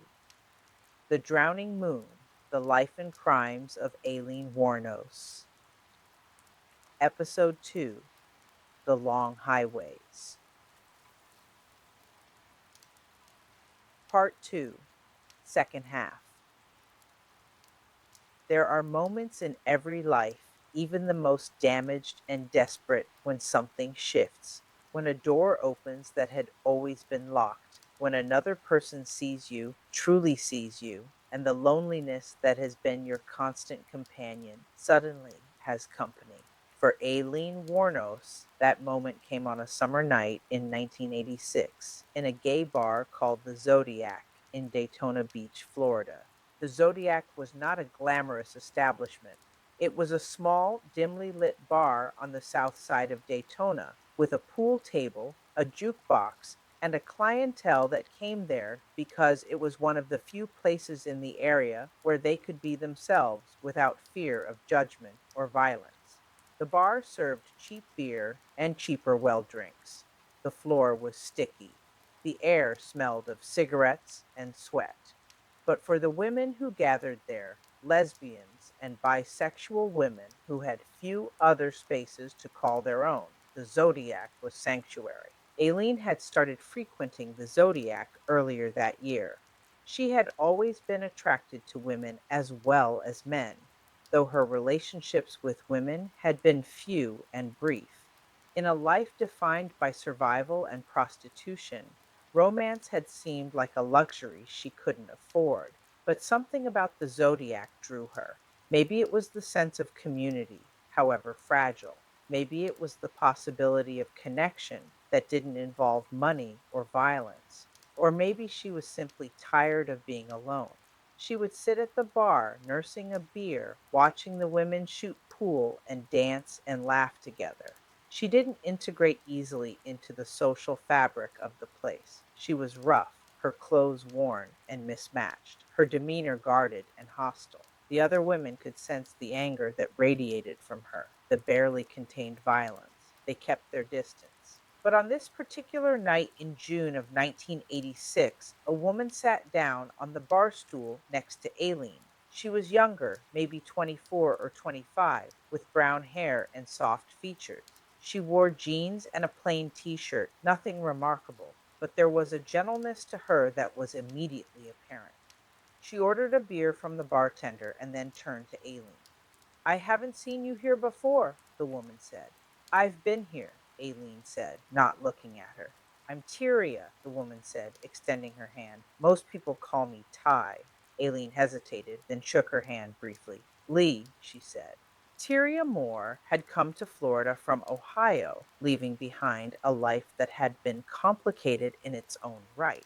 She had struggled with her sexuality, with acceptance from her family, with finding a place where she belonged. She had been working as a hotel maid in Daytona Beach, cleaning rooms at a budget motel, earning minimum wage, and trying to build something resembling a life. She was lonely too, though her loneliness was different from Aileen's. Tyria was looking for love, for partnership, for someone to share her life with. She had no idea what she was about to walk into. They talked that night, tentatively at first. Tyria asked questions: where Aileen was from, what she did for work, and Aileen deflected, answering vaguely or not at all. But Tyria was persistent without being pushy, and there was something about her presence that disarmed Aileen, made her walls come down just slightly. "I work on the road," Aileen said finally. "I'm not really from anywhere." "That sounds lonely," Tyria said. "It is," Aileen admitted, and the honesty of the statement surprised her. They kept talking. Tyria told Aileen about her job, about the monotony of cleaning hotel rooms, about the guests who left messes and the ones who left tips. She talked about Ohio, about her family, though she didn't go into detail about why she'd left. Aileen mostly listened, offering little about her own life, but finding comfort in the sound of Tyria's voice, in the ordinariness of the conversation. As the night wore on and the bar began to empty, Tyria asked if Aileen wanted to go somewhere quieter. There was no proposition in the question, no hidden agenda that Aileen could detect. It was simply an invitation, an offer of continued company. They left the Zodiac together and walked to a nearby diner, one of the 24-hour places that catered to shift workers and insomniacs. They sat in a booth and ordered coffee, and they talked until the sun started to rise. Aileen couldn't remember the last time she had talked to someone for hours, without money changing hands, without violence lurking at the edges. It felt strange and fragile and precious. When they finally parted ways, Tyria wrote her phone number on a napkin and handed it to Aileen. "Call me sometime," she said, "if you want to." Aileen took the napkin and tucked it into her pocket. She didn't say anything, but she kept the napkin, and 2 days later she called. Their relationship began slowly, cautiously. They would meet at the Zodiac or at diners, talking for hours, learning each other's rhythms and boundaries. Tyria was patient with Aileen's defensiveness, with her sudden mood swings, and her refusal to talk about her past. She seemed to understand, on some level, that Aileen had been hurt and that trust would not come easily. For Aileen, Tyria represented something she had never had before: someone who wanted to be with her, not for what she could provide sexually or financially, but simply for who she was. It was intoxicating and terrifying in equal measure. She didn't know how to be in a relationship. She didn't know how to be vulnerable without being destroyed, but she wanted to try. Within weeks, they had become lovers. The physical intimacy was different from anything Aileen had experienced. With men, sex had always been transactional, mechanical, something she endured rather than enjoyed. With Tyria, it was tender, mutual, an expression of connection rather than commerce. Aileen was awkward at first, uncertain, but Tyria was gentle, guiding her, showing her that touch could be kind. They began spending all their time together. Tyria would finish her shifts at the hotel and meet Aileen wherever she was staying, sometimes a motel room, sometimes Aileen's car, sometimes just sitting outside on a bench. They would talk, laugh, hold hands. For the first time in her life, Aileen felt like she belonged to someone, like someone belonged to her. By late summer of 1986, they were living together. Tyria's studio apartment in Daytona Beach was small and cramped, but it was a home, and Aileen moved in with the few possessions she owned. They slept in the same bed, woke up together, shared meals. It was domestic and ordinary and utterly foreign to Aileen, who had never had a home, never had stability, never had anyone to come back to at the end of the day. But the reality of their situation was complicated. Tyria's wages as a hotel maid were barely enough to cover rent and utilities, let alone food and other expenses for two people. Aileen had no legal employment, no income other than what she earned through prostitution. She tried to find legitimate work, applying at gas stations, convenience stores, restaurants, but her lack of education, her criminal record, and her inability to provide references made her unemployable in the traditional sense. So she kept working the highways. She would leave the apartment in the evenings, hitchhike to the truck stops along I 95 and I 4, solicit clients, perform the acts she had been performing for 15 years. She would come home in the early morning hours with cash in her pocket, exhausted and sometimes bruised, and Tyria would be there, waiting for her. Tyria knew what Aileen did for money. It was impossible not to know, but the exact nature of it, the violence and degradation of it, was something they didn't discuss in detail. Tyria seemed to accept it as a necessary evil, a temporary situation until something better came along. Or maybe she simply chose not to look too closely, to preserve the fantasy that their life together was normal, that they were just two women in love trying to make it work.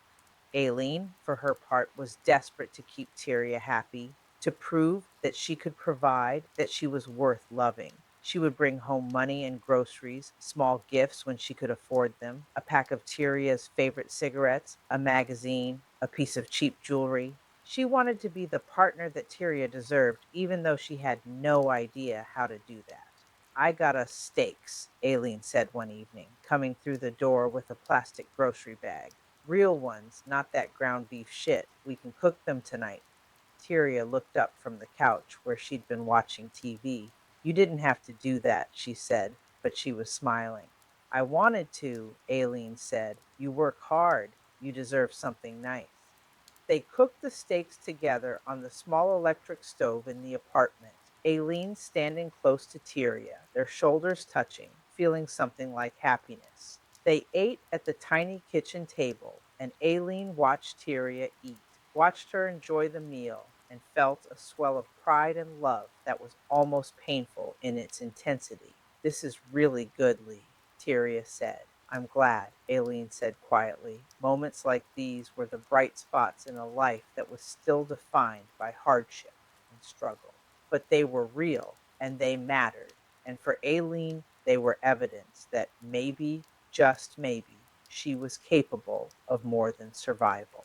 Maybe she was capable of love. But the strain of their financial situation was constant and growing. Tyria's paycheck barely covered rent, and Aileen's income from prostitution was erratic. Some weeks she would bring home $200 or $300. Other weeks, barely 50. They were always behind on bills, always scrambling to scrape together enough for food and cigarettes and the cheap beer and vodka that Aileen relied on to get through the days. The arguments began a few months into their cohabitation. They were small at first, disagreements about money, about Aileen's drinking, about household chores, but they escalated quickly, fueled by stress and fear and the fundamental incompatibility of their circumstances. You drank all the beer again, Tyria said one evening, standing in the kitchen and looking into the empty refrigerator. I had a bad day, Aileen said from the couch. You always have a bad day, Tyria said, and there was frustration in her voice. We need that money for food, Lee. We can't just spend it on alcohol. I'm the one out there earning it, Aileen shot back. I'll spend it on whatever the fuck I want. Tyria turned to look at her, and there was hurt in her eyes. Is that how you see this? She asked quietly. You earn the money, so you get to make all the decisions? Aileen immediately regretted her words, but she didn't know how to take them back. I didn't mean it like that, she said. Then how did you mean it? Tyria asked. Aileen didn't have an answer. She stood up and walked out of the apartment, slamming the door behind her, needing to get away from the confrontation, from the guilt, from the feeling that she was failing at the one thing that mattered. She would return hours later, drunk and apologetic, and Tyria would forgive her, and they would go to bed and hold each other and promise to do better. But the pattern repeated itself over and over, the fights growing more frequent and more intense. Aileen's drinking was a constant source of tension. She drank to cope with the trauma of her work, with the memories of her childhood, with the fear that Tyria would leave her. The more she drank, the more volatile she became, prone to sudden rages and crying jags and long rambling monologues about how much she loved Tyria, how she would do anything for her, how she was terrified of losing her. I love you, she would say, drunk and weeping. You're the only person who's ever loved me. You're the only good thing in my life. I love you too, Tyria would say, holding her, trying to comfort her. But you have to stop drinking like this. It's killing you. I can't, Aileen would say. I can't do this without it. You don't understand what it's like out there. And Tyria didn't understand, not really. She had never sold her body. She had never been raped by strangers, beaten by clients, treated as less than human. She couldn't comprehend the toll it took, the way it eroded your sense of self until you were just a shell going through the motions. She tried to be supportive, but there was a limit to what she could endure, and Aileen's behavior was pushing her closer to that limit every day. By early 1987, they had been evicted from Tyria's apartment for failure to pay rent. They moved into a cheaper place, a rundown efficiency in a building that smelled of mildew and garbage. But they couldn't keep up with the rent there either, and within months they were evicted again. They began moving constantly, staying in motels when Aileen had money, sleeping in Aileen's car when she didn't. The instability was exhausting for both of them. Tyria tried to maintain her job at the hotel, but the erratic schedule and lack of sleep made it difficult. She started calling in sick, showing up late, and eventually she was fired. The loss of Tyria's income, small as it was devastating. Now they were entirely dependent on what Aileen could earn, and Aileen was working herself to the bone, trying to keep them afloat. She would work 12, 14, 16 hours a day, taking on as many clients as she could, pushing herself past exhaustion and into something like collapse. I made $80 today, she would say, coming back to wherever they were staying, her voice flat with exhaustion. That's good, Tyria would say, trying to sound encouraging. It's not enough, Aileen would say. It's never enough. Tyria began to resent the situation, though she tried to hide it. She had not imagined that her life would come to this: homeless, dependent on a partner who was spiraling, trapped in a cycle she couldn't escape. She loved Aileen, but love was not enough to keep them fed or sheltered. Love was not enough to fix the fundamental brokenness of their circumstances, and Aileen could sense the resentment even when Tyria didn't voice it. She became paranoid, convinced that Tyria was going to leave her, that she was already planning her escape. The paranoia fed her drinking, and the drinking fed the paranoia, a vicious cycle that neither of them knew how to break. "You're going to leave me," Aileen said one night, drunk and crying in the front seat of her car, which was parked in the lot of a closed strip mall. "You're going to realize I'm not worth it and you're going to leave." "I'm not going to leave you," Tyria said, though her voice lacked conviction. "Yes, you are," Aileen insisted. "Everyone leaves. Everyone always leaves." "I'm still here, aren't I?" Tyria said. "I'm still here. But for how long?" Aileen asked, and Tyria had no answer. Despite the chaos, there were still moments of genuine tenderness between them. Mornings when they would wake up in a motel bed and lie together, talking quietly before the day began. Evenings when they would sit on a beach and watch the sunset, Aileen's head on Tyria's shoulder, both of them pretending that everything was fine, that they were just a normal couple enjoying a normal moment. Tyria would sometimes brush Aileen's hair, untangling the knots with gentle fingers, and Aileen would close her eyes and let herself be cared for, let herself be vulnerable in a way she had never allowed with anyone else. "You have beautiful hair," Tyria would say. "You should take better care of it." "I don't know how," Aileen would admit. "No one ever taught me." "I'll teach you," Tyria would say, and she would show Aileen how to use conditioner, how to braid her hair so it wouldn't tangle as much. These small acts of care were everything to Aileen, evidence that someone saw her as worth the effort, worth the time. But the tenderness was always fleeting, overwhelmed by the grind of survival. By mid 1987, Aileen's arrest record had grown even longer. She was arrested for disorderly conduct in a Daytona Beach bar after getting into a screaming match with another patron. She was arrested for passing bad checks, for petty theft, for driving without a license. Each arrest meant time in jail, fines they couldn't pay, more entries on a record that was already damning. Tyria bailed her out when she could, using what little money they had. But there were times when Aileen sat in jail for days, waiting for Tyria to scrape together the bail money, wondering if this would be the time Tyria decided it wasn't worth it, that Aileen wasn't worth it. But Tyria always came. She would show up at the jail, tired and worried and frustrated, but she would be there. And Aileen would walk out and promise to do better, to stay out of trouble, to stop drinking so much. The promises were sincere but empty. She couldn't keep them. She didn't know how. In 1988, they moved briefly to an apartment in Homosassa, a small town north of Tampa. It was an attempt at a fresh start, a chance to get away from Daytona Beach and the patterns that had defined their life there. The apartment was cheap, and Tyria found work at a local motel. For a few weeks, it seemed like things might stabilize. But Aileen couldn't find work in Homosassa, and she returned to prostitution, hitchhiking to nearby towns and working the truck stops and rest areas. The isolation of the small town made it harder. There were fewer clients, less money, and the commute, hitchhiking back and forth, was exhausting and dangerous. The relationship between Aileen and Tyria became increasingly strained.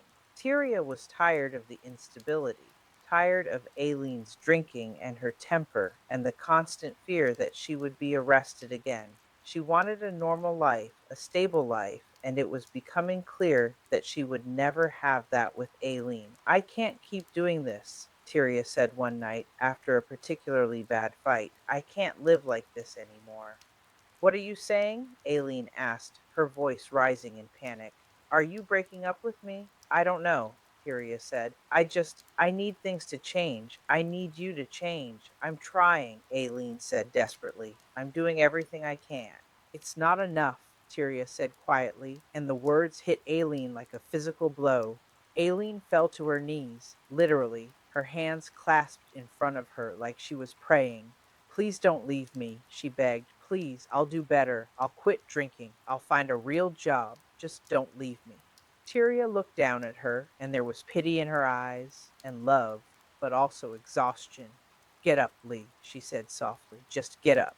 Aileen stood, and Tyria took her hand, and they went to bed, and nothing was resolved. The threat of separation hung over them like a sword, and Aileen lived in constant fear that it would fall. By late 1988, they had been evicted from the Homosassa apartment and were back in Daytona Beach, living in motels and Aileen's car, the cycle repeating itself. Tyria had found another job as a maid, but she was barely holding on to it, showing up to work hungover or sleep deprived, her performance slipping. Aileen was working constantly, desperately trying to earn enough to keep them afloat, but the sex work was taking an increasing toll. She was 32 years old, and the years of abuse and hard living showed on her face and body. She looked older, harder. The clients were less willing to pay, more likely to be violent. She was getting into more altercations, fighting back more often, carrying her gun more consistently.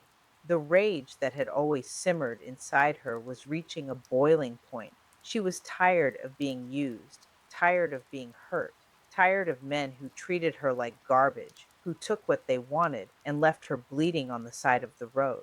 She was tired of struggling, of surviving, of fighting for every scrap of dignity and every dollar. And she was terrified of losing Tyria, the one person who had ever loved her, the one person who made her feel like she was worth something. The fear of that loss, combined with the accumulated trauma and rage of a lifetime, was creating a psychological pressure cooker. Something was going to give, something was going to break. In December of 1989, Aileen and Tyria spent their days moving between cheap motels in the Daytona Beach area, scraping by on whatever money Aileen could bring in.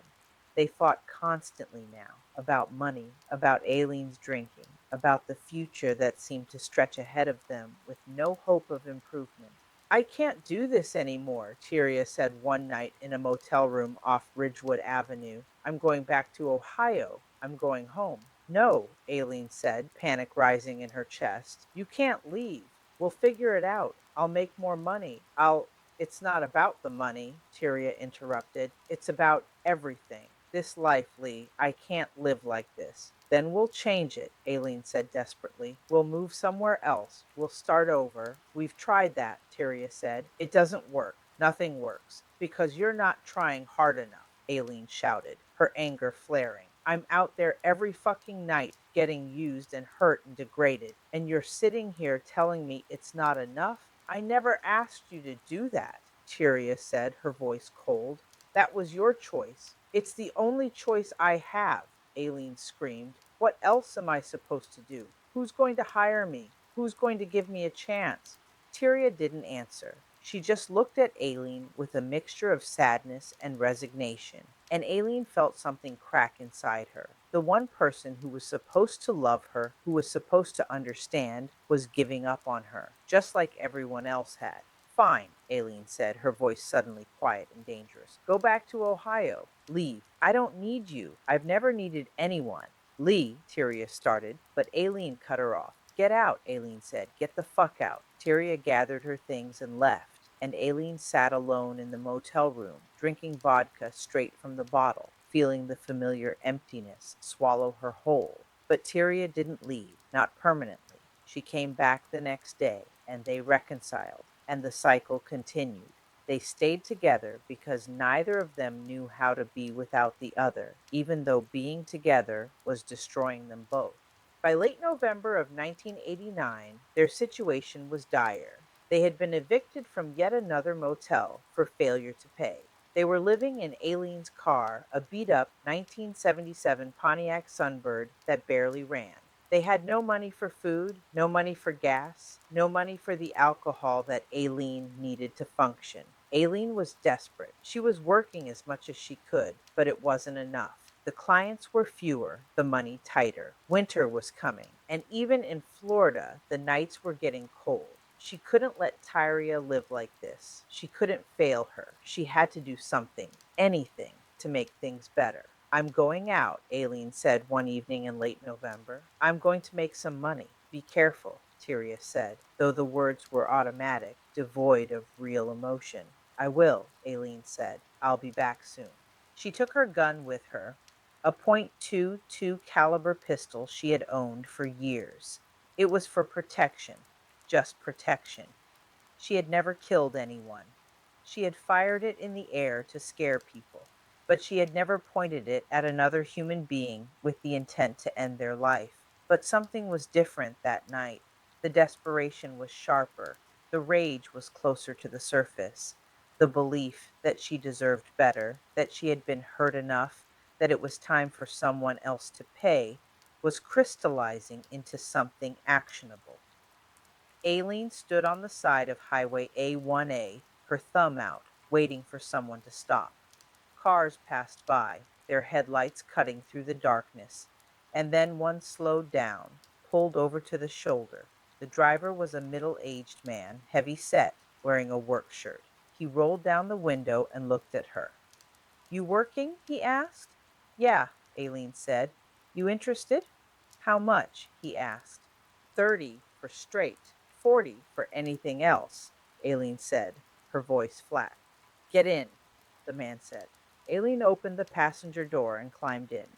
The man pulled back onto the highway, and they drove in silence for a few minutes, heading toward a secluded area where they could conduct the transaction. But this time, something was going to be different. This time, the transaction would not go as it had thousands of times before. This time, Aileen Wuornos was going to cross a line from which there would be no return. The rain falls, steady and eternal, on the highway where Aileen stood that November night. It falls on the car she climbed into, on the man behind the wheel, on the choices that were about to be made. It falls on the years of accumulated rage and trauma, on the desperation that had pushed her to the very edge. The drowning moon was rising, full and bright, pulling the tides of violence toward shore. And Aileen, who had spent her entire life being victimized, was about to become something else entirely. She was about to become the thing she had always feared, the thing society had always told her she was, a monster. But before the first shot was fired, before the first life was taken, there was just a woman trying to survive, a woman trying to keep the person she loved from leaving. A woman who had been hurt so many times that hurting back seemed like the only option left. The highway stretched ahead, dark and empty, leading toward a future that would be written in blood and headlines and courtroom testimony. But in that moment, Aileen was just Lee, tired and desperate and afraid, getting into a car with a stranger, doing what she had always done to survive. Just one more time, she told herself. Just one more client, one more transaction, one more night of enduring the unendurable. But this time would be different. This time would change everything. The rain falls and the road goes on, and the story that began in a childhood of abuse and abandonment was about to enter its darkest chapter. The murders were coming, the reckoning was near, and Aileen Wuornos, somebody's daughter, somebody's lover, somebody who had never been saved, was about to become America's most infamous female serial killer. End of episode 2, part 2, second half. Word count approximately 7,540 words. Total episode 2. Word count approximately 15,070 words. Episode 2, The Long Highways, is now complete. The narrative has traced Aileen's decade of transience and sex work from 1976 to 1986, her meeting and relationship with Tyria Moore, their struggles with poverty and instability, and the mounting desperation that would lead to the first murder. Episode 3 will cover the murders themselves, beginning with Richard Mallory in December 1989 and continuing through her final victim in November 1990, examining each case individually while maintaining sensitivity to the victims and their families. The Drowning Moon: The Life and Crimes of Aileen Wuornos. Episode 3: Highway Hunter. Part 1, First Half. There are certain nights that alter the course of a life, that mark the boundary between before and after with such stark clarity that everything else falls into shadow. For Aileen Wuornos, that night was November 30th, 1989. It was the night she killed for the first time. The night she crossed a threshold that, once crossed, could never be recrossed. The night the desperation and rage that had been building inside her for 33 years finally found their outlet in violence, in murder, in the taking of another human life. But every murder begins long before the trigger is pulled. Every death has a context, a series of choices and circumstances that lead two people to a specific place at a specific time. To understand what happened on that November night requires understanding not just Aileen Wuornos, but also the man she killed, Richard Charles Mallory. Richard Mallory was 51 years old in the autumn of 1989. He owned an electronics repair shop called Cash's Electronics in Clearwater, Florida, a small business he had operated for several years. The shop was modest, tucked into a strip mall, the kind of place where people brought their broken televisions and radios and stereos, hoping for repairs that were cheaper than replacement. Mallory was skilled at his work, meticulous with circuitry and wiring, patient with the tedious process of diagnosis and repair. He lived alone in an apartment in Palm Harbor, a suburb north of St. Petersburg. He had never married, had no children, no close family in the immediate area.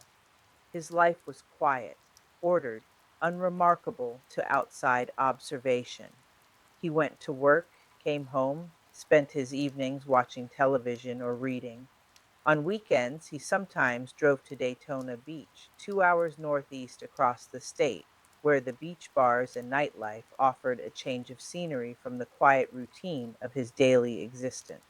But Richard Mallory carried secrets, as most people do. In 1957, when he was 19 years old, he had been arrested and convicted of attempted rape in Maryland. The details of that case are sparse in the public record, but the conviction was real and documented. He had served time, been released, and moved to Florida, where he built a new life, a clean life, away from the mistakes of his youth. Whether he had reformed, whether he had atoned, whether he posed any danger decades later is impossible to say with certainty. But the conviction existed, a dark mark on a past he had left behind.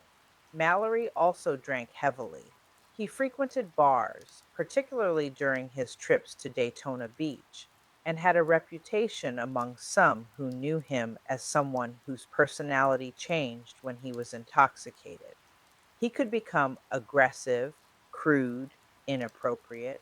There were whispers, never substantiated in any legal sense, that he was rough with women, that he had made unwanted advances, that he was someone to be cautious around. But these were only whispers, rumors, the kind of things people say but never formally report. On the night of November 30th, 1989, Richard Mallory drove to Daytona Beach. It was a Thursday, the start of a long weekend. He had closed his shop for the holiday and decided to make the drive, to spend a few days at the beach, to drink and relax and escape the tedium of his daily life. He packed a small overnight bag, got into his beige 1977 Cadillac Coupe de Ville, and headed east on Interstate 4, then north on I 95. He arrived in Daytona Beach in the early evening.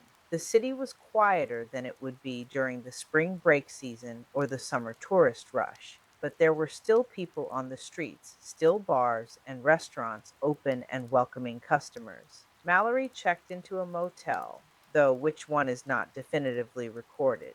He then went out, looking for a bar, looking for company, looking for whatever it was he was searching for. Aileen Wuornos was also on the streets of Daytona Beach that night. She and Tyria Moore were staying in a cheap motel on Ridgewood Avenue, the kind of place that rented rooms by the night and asked no questions.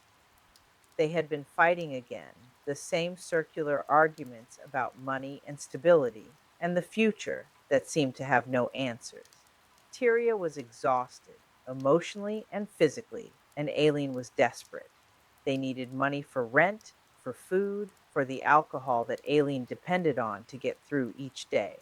I'm going out, Aileen said that evening, pulling on her jacket. I'll bring back some money. Tyria looked at her from the bed where she was lying, watching a grainy television. Be careful, she said, though the words held little conviction. She had said them 1,000 times before. Aileen left the motel room and walked to the nearby stretch of Highway A1A, a route she knew well, a road she had worked countless times. The night was cool for Florida, temperatures in the low 60s. The sky was clear, the moon nearly full. Traffic was moderate, cars passing in both directions, some slowing to look at her, most driving past without acknowledgement. She was armed. The 22 caliber pistol was in her bag, a constant companion now, something she carried for protection against the men who might hurt her. She had owned the gun for years, had fired it before to scare people off, but had never used it to kill. It was insurance, nothing more, or so she told herself. Richard Mallory had been drinking. He had spent several hours in a bar near the beach, consuming beer and shots of whiskey, talking to the bartender and a few other patrons. He was not falling down drunk, but he was intoxicated, his judgment impaired, his inhibitions lowered. At some point during the evening, he decided to find a prostitute. Whether this was a regular practice for him or an impulse specific to that night is unknown. But he got into his Cadillac and drove along the coastal roads, looking.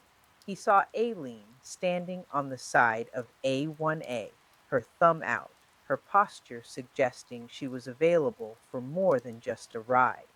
He slowed down, pulled over to the shoulder. Aileen approached the passenger window, leaned down to look at him. You looking for a date? She asked, the language of the transaction coded but clear.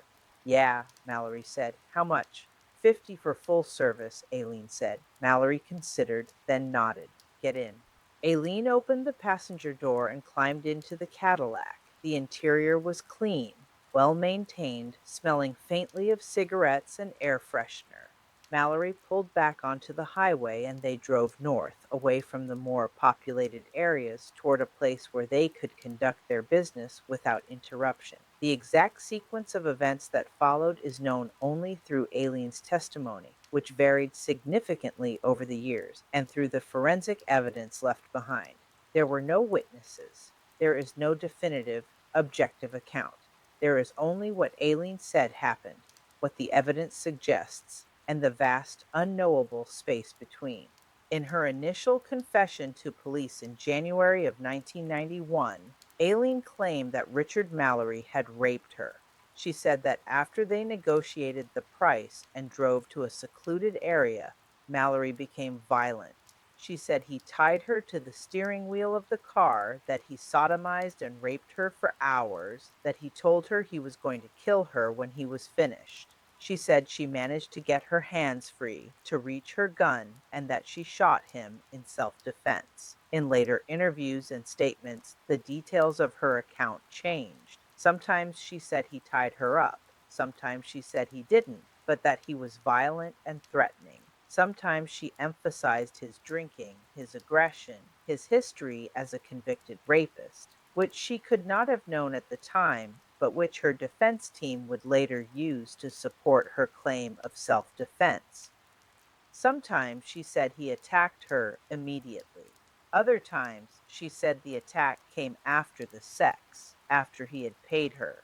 The forensic evidence tells a different story, or at least complicates Aileen's narrative. Richard Mallory was shot 4 times with a .22 caliber handgun. The first shot entered his left arm, shattering bone. The second entered his chest, puncturing a lung. The third entered his chest, nicking his heart. The fourth entered his neck, severing major blood vessels. The placement and trajectory of the wounds suggest that Mallory was not moving aggressively when he was shot. The medical examiner who performed the autopsy concluded that the shots were fired from a distance of several feet, not in close quarter struggle. There was no evidence of restraints on Mallory's wrists or ankles, no marks suggesting he had been tied up or that there had been a violent struggle prior to the shooting.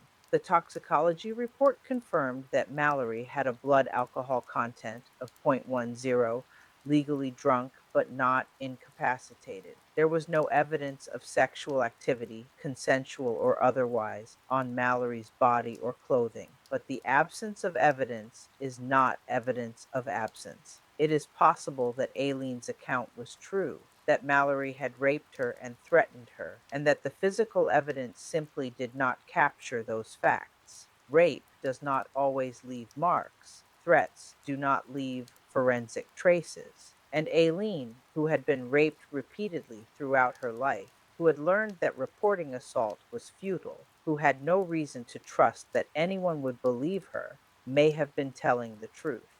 It is also possible that Aileen's account was a fabrication, a justification constructed after the fact to explain an act of violence that had other motivations. She needed money. She was desperate. She was angry at men, at the world, at the life she had been forced to live. It is possible that she lured Mallory to a secluded area, that she robbed him at gunpoint, and that when he resisted or threatened to go to the police, she shot him. Or perhaps the truth lies somewhere in between. Perhaps Mallory did make advances, did become aggressive in ways that did not leave physical evidence. Perhaps Aileen, traumatized and hypervigilant, perceived threat where others might not have. Perhaps the boundary between self defense and murder is not as clear as the law pretends it is, especially for a woman who has spent her entire life learning that violence against her body is inevitable and that fighting back is the only form of protection available. What is certain is this: on the night of November 30th or the early morning of December 1st, 1989, Aileen Wuornos shot Richard Charles Mallory 4 times, killing him. She then took his money, reportedly between $300 and $400, and his personal belongings, including his watch and some other items. She left his body in the Cadillac, which she drove away from the scene. The location where the shooting occurred was a wooded area off John Anderson Drive in Ormond Beach, north of Daytona. It was a secluded spot, the kind of place prostitutes and their clients often used, away from streetlights and traffic, hidden by trees and underbrush. Aileen drove the Cadillac out of the woods and onto the main road, heading south, back toward the motel where Tyria was waiting. But she did not go directly back to the motel. She was panicking, her mind racing, trying to figure out what to do. She had just killed a man. His body was in a car that did not belong to her. She was covered in blood, his blood, spatter from the gunshot wounds. She needed to get rid of the evidence, to hide what she had done. She drove to a remote area near the Daytona International Speedway, a stretch of road that was largely undeveloped, surrounded by scrub brush and palmetto. She pulled the Cadillac off the road and into the woods, driving as far as she could until the vegetation became too dense. She got out of the car, her hands shaking, her breath coming in short, panicked gasps. She opened the driver's side door and looked at Mallory's body. He was slumped in the passenger seat, his eyes open, blood pooling beneath him. The sight of him, dead because of her, because she had pulled the trigger, was both horrifying and strangely distant. She felt disconnected from the reality of it, like she was watching herself from outside her own body. She searched his pockets, taking his wallet, his cash, his identification. She took his watch, a cheap Timex, and a camera she found in the glove compartment. She was not thinking clearly, not planning. She was simply moving, acting on instinct, trying to erase her presence from the scene. She tried to set the car on fire. She found a lighter in Mallory's pocket and used it to ignite the upholstery, hoping the fire would destroy the evidence, would consume the body and the car and any trace of her. But the fire did not catch properly. The fabric smoldered and produced smoke, but did not ignite into the blaze she had hoped for. The interior was scorched and damaged, but the fire extinguished itself, leaving the car and the body largely intact. Aileen abandoned the Cadillac in the woods and started walking. She was miles from the motel, carrying Mallory's belongings covered in blood and soot. She needed to clean up, to get rid of the evidence, to get back to Tyria. She walked along the side of the road until a car stopped. Another man, another potential client. She got in, told him she had been in an accident, asked him to take her to a gas station. He complied, either believing her story or not caring enough to question it. At the gas station, Aileen cleaned herself up in the bathroom as best she could, washing the blood from her hands and face, changing into a spare shirt she had in her bag. She threw Mallory's belongings, except for the cash, into a dumpster behind the gas station. Then she hitchhiked back to the motel where Tyria was waiting. It was the early morning hours of December 1st when Aileen walked into the motel room. Tyria was asleep, the television still on, casting flickering light across the darkened room. Aileen stood in the doorway for a long moment, looking at her, at the person she loved more than anyone, the person she had just killed for. She had done it to get money, to keep them afloat, to keep Tyria from leaving. That's what she told herself. That's what she would continue to tell herself in the days and weeks and months to come. She had killed to survive. She had killed to protect.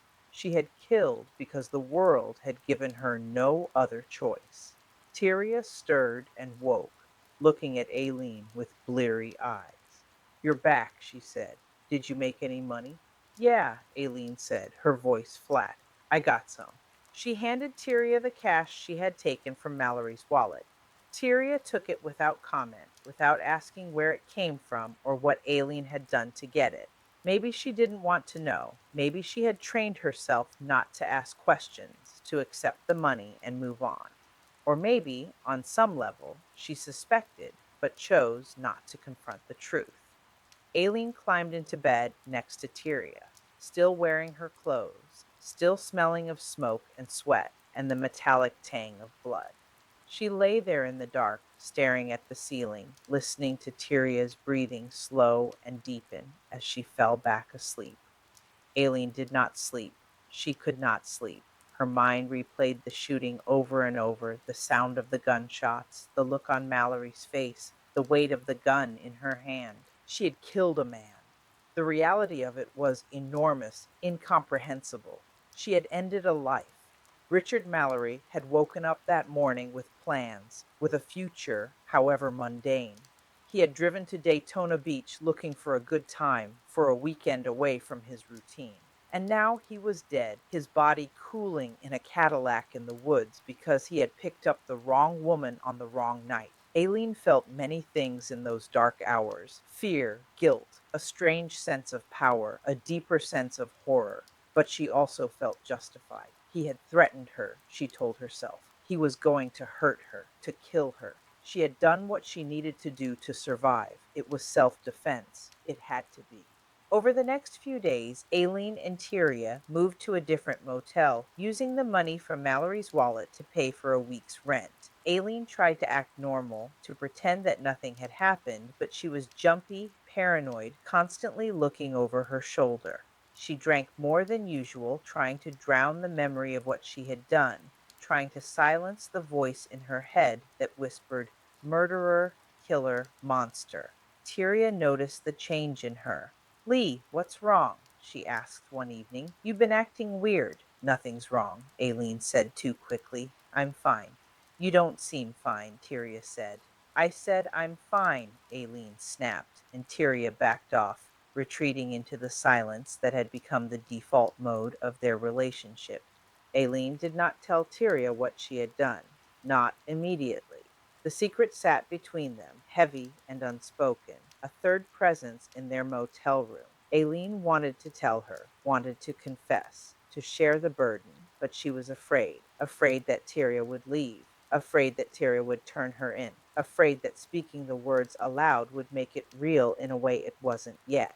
On December 13th, 1989, nearly 2 weeks after the murder, a man named John Tilley was driving his Jeep through the woods near the Daytona International Speedway. He was scouting the area for a good place to ride his dirt bike, navigating the sandy trails that crisscrossed the scrub brush. As he drove deeper into the woods, he noticed something unusual: the rear end of a car, a beige Cadillac, partially hidden by vegetation. Tilly stopped his Jeep and got out to investigate. As he approached the Cadillac, he saw that the windows were fogged, the interior blackened with soot. He peered through the driver's side window and saw the body. Richard Mallory had been dead for nearly 2 weeks. The Florida heat, even in December, had accelerated decomposition. The smell was overwhelming, a sickly sweet rot that hit Tilly like a physical force.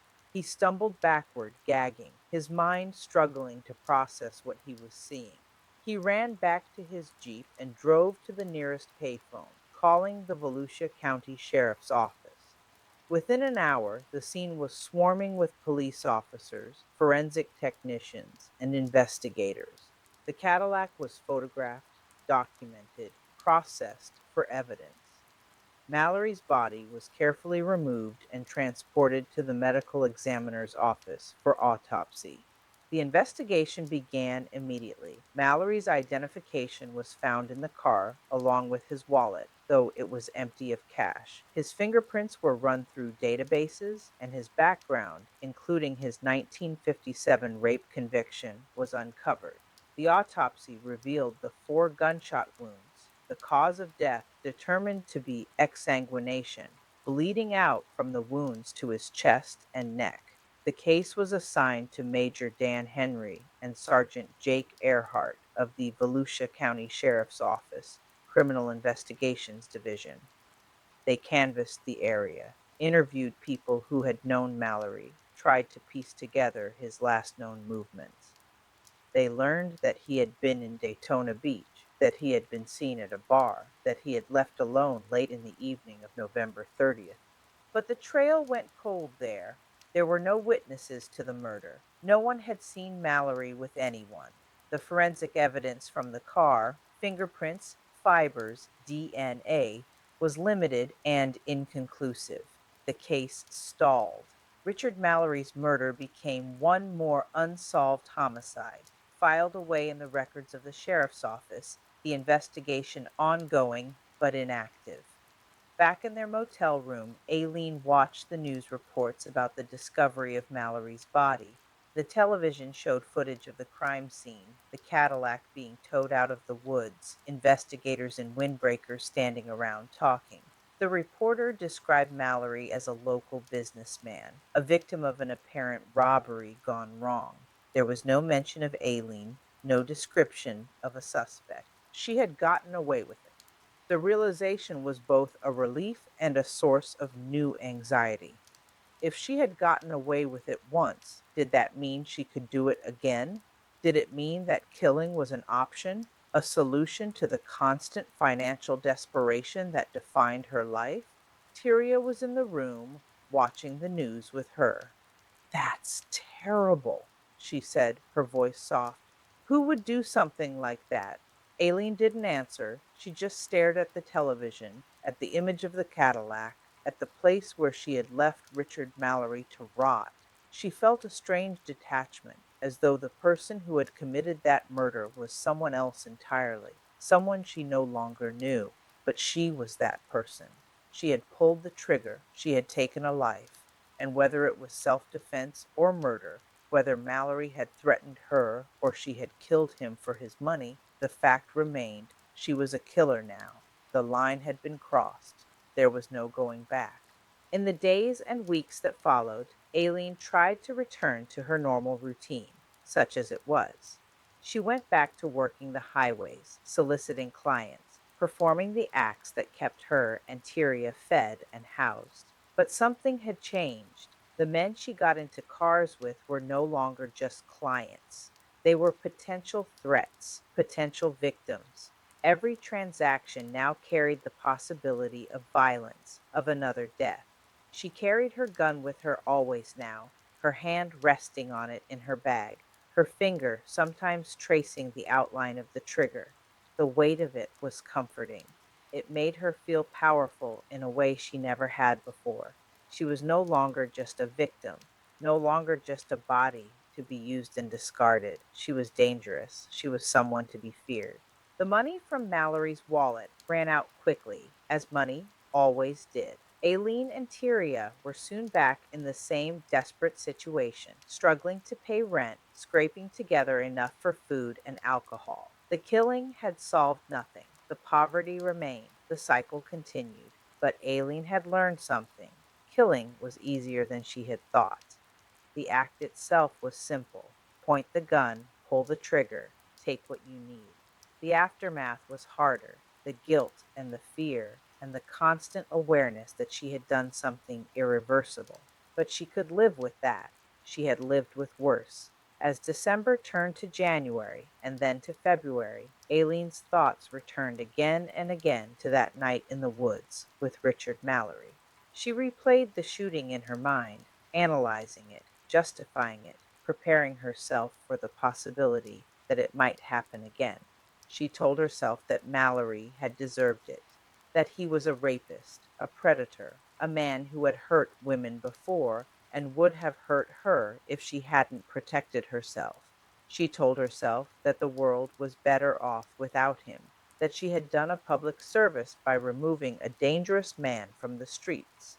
But late at night, in the hours when sleep would not come and the alcohol had worn off, she knew the truth was more complicated. She knew that she had killed him for his money as much as for self protection.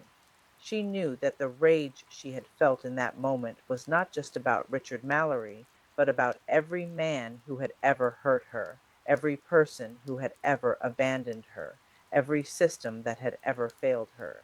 She had killed Richard Mallory, but in her mind she had also killed her grandfather Laurie, and the boys who had raped her as a child, and the clients who had beaten her, and Louis Fell who had abandoned her, and her father who had killed himself, and her mother who had given her away.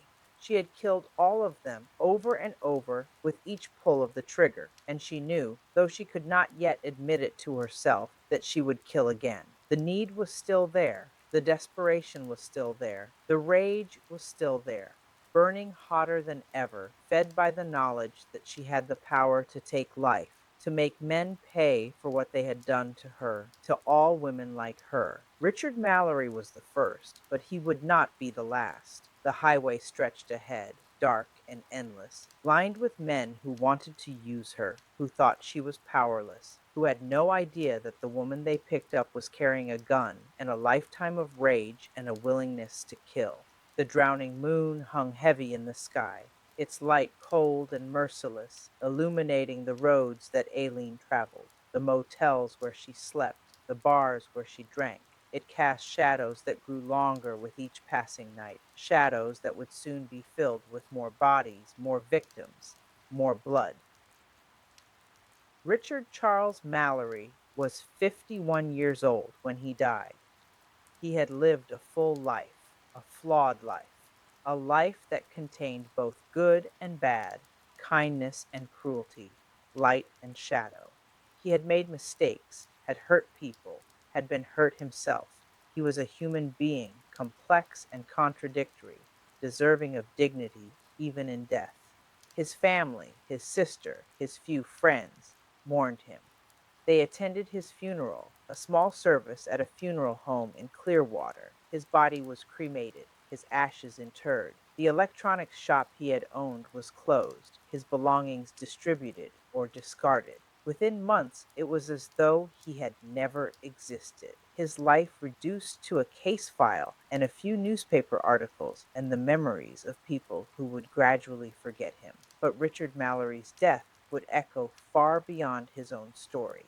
It was the beginning of a spree that would claim 6 more lives, that would terrorize the highways of Florida, that would culminate in one of the most sensationalized criminal trials in American history. His death was the spark that ignited a firestorm, and though he could not have known it, his choice to pick up Aileen Wuornos that November night set in motion events that would end in tragedy for everyone involved. The rain falls on his grave, on the place where his ashes rest. It falls on the woods where he died, on the Cadillac that became his tomb. on the highway where Aileen stood waiting for him. It falls on the past that cannot be changed, on the choices that led to this moment, on the life that was taken, and the life that was forever altered by the taking. And in a motel room in Daytona Beach, Aileen Wuornos lies awake in the dark, listening to Tyria breathe, feeling the weight of what she has done pressing down on her chest like a stone. She is a killer now.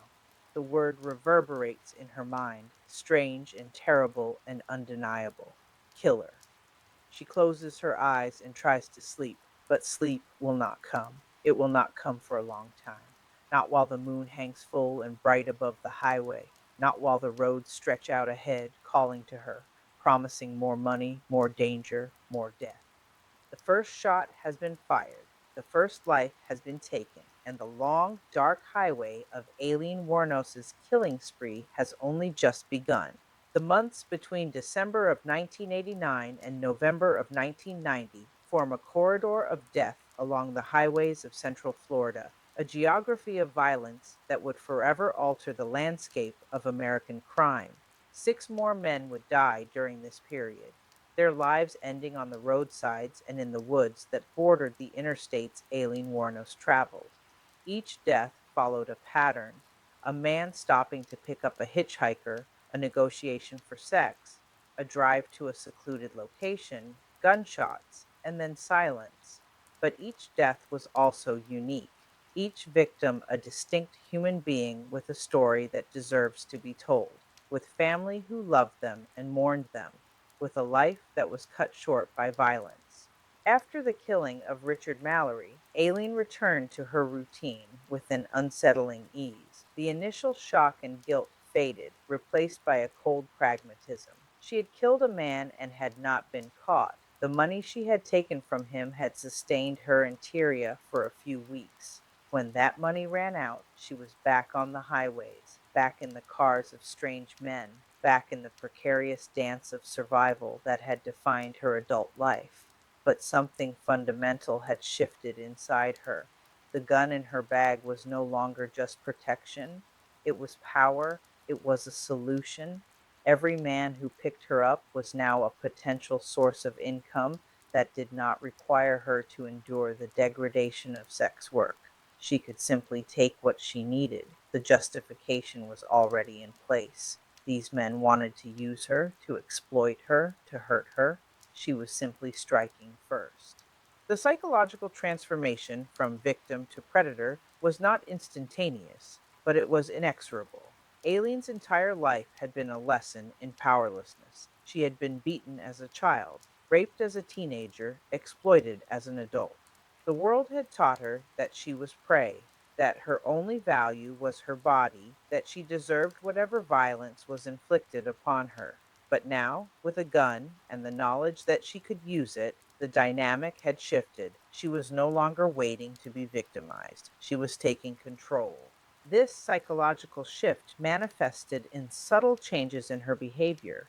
She became bolder in her solicitations, less cautious about the men she approached. She drank more heavily before going out to work, using alcohol to suppress whatever remaining moral inhibitions she possessed. And she began to feel a sense of entitlement, a belief that the world owed her something for all the suffering she had endured, and that taking from these men was simply collecting a debt long overdue. Tyria Moore was both witness to and participant in this transformation, though the extent of her knowledge and complicity would become a matter of significant legal and ethical debate. Aileen continued to share money with Tyria, paying for their motel rooms, buying food and cigarettes and alcohol, sustaining their relationship through the proceeds of her crimes. Tyria asked few questions, or at least that is what she would later claim.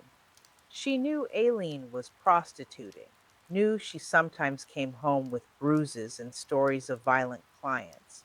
But Tyria maintained that she had no knowledge of the murders, that Aileen had kept that secret from her.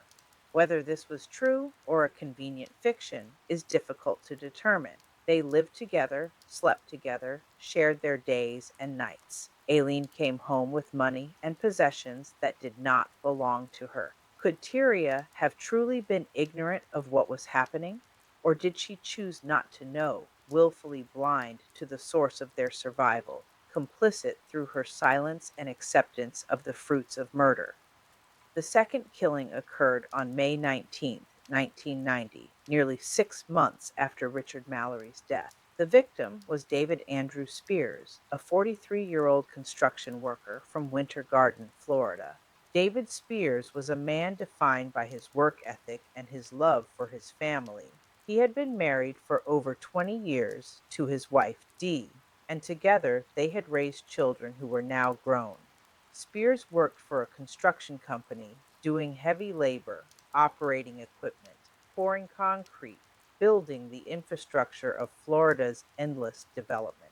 It was hard work, the kind that left a man exhausted at the end of the day, his muscles aching, his hands calloused and rough. He was known among his colleagues as reliable, steady, the kind of man who showed up on time and did his job without complaint. He was not flashy or outgoing, but he was well liked, respected for his competence and his decency. He had simple pleasures, fishing on weekends, watching football, spending time with his family. He was, by all accounts, a good man living an ordinary life.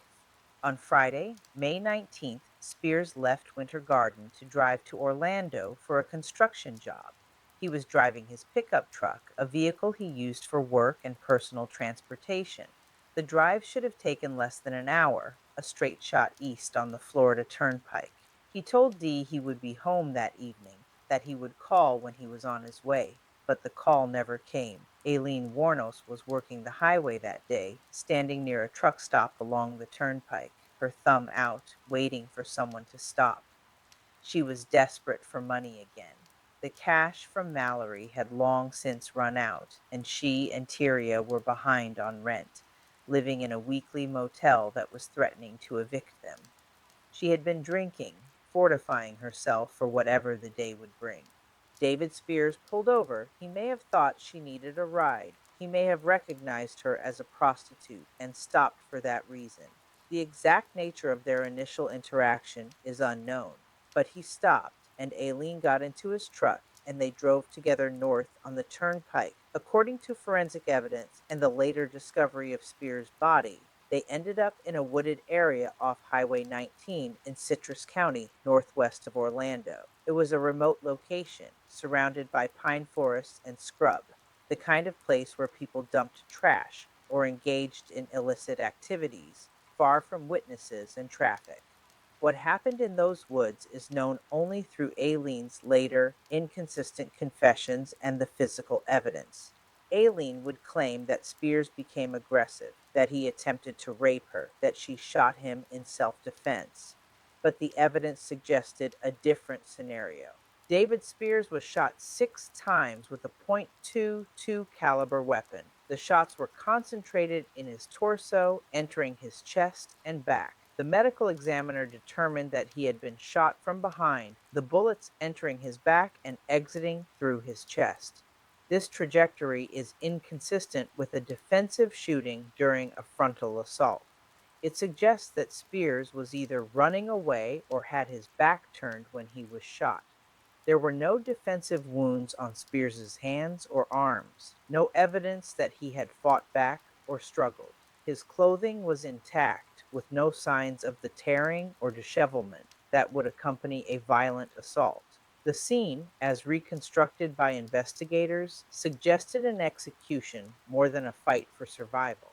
Aileen took Spears' wallet, his truck, and his possessions. She drove the truck away from the scene, leaving his body in the woods. She drove back toward Daytona Beach, stopping at a pawn shop in Ormond Beach, where she sold some of Spears's tools that had been in the truck bed. She used the money to pay for another week at the motel, to buy food and alcohol, to sustain the life she and Tyria were living. The truck was abandoned days later in a different location, wiped of fingerprints, but still containing trace evidence that would eventually link it to the crime. Aileen kept Spears' license plate as a souvenir, a trophy, though whether this was intentional or simply carelessness is unclear. David Spears's body was discovered on June 1st, 1990, nearly 2 weeks after his death, by a deputy sheriff who was driving through the area. The decomposition was advanced, the Florida heat and humidity accelerating the process. The discovery initiated another homicide investigation, but there was no immediate connection made to the Mallory case. Florida had hundreds of unsolved murders. Two bodies found in wooded areas months apart did not yet constitute a pattern. Dee Spears reported her husband missing the day after he failed to come home. She called the police, called his workplace, called everyone she could think of, desperate for information. When his body was finally identified through dental records, her worst fears were confirmed. David was dead, murdered by someone for reasons she could not comprehend. The funeral was held in Winter Garden, attended by family, friends, and co-workers who struggled to understand how a man driving to a job on a Friday afternoon could end up shot to death in the woods. The grief of the Spears family was profound and would remain so. They had lost a husband, a father, a provider, and they would never get satisfactory answers about why. The randomness of it, the senselessness, made the mourning even more difficult. David Spears had done nothing wrong. He had simply stopped to offer a ride to a stranger, and it had cost him his life. Less than 2 weeks after killing David Spears, Aileen killed again. The victim was Charles Richard Carskadden, a 40-year-old part-time rodeo worker from Missouri. Charles Carskadden was a man of the road, drifting between jobs and states, following the rodeo circuit and taking work where he could find it. He had been married and divorced, had children he saw infrequently, and lived a transient life not entirely unlike Aileen's own.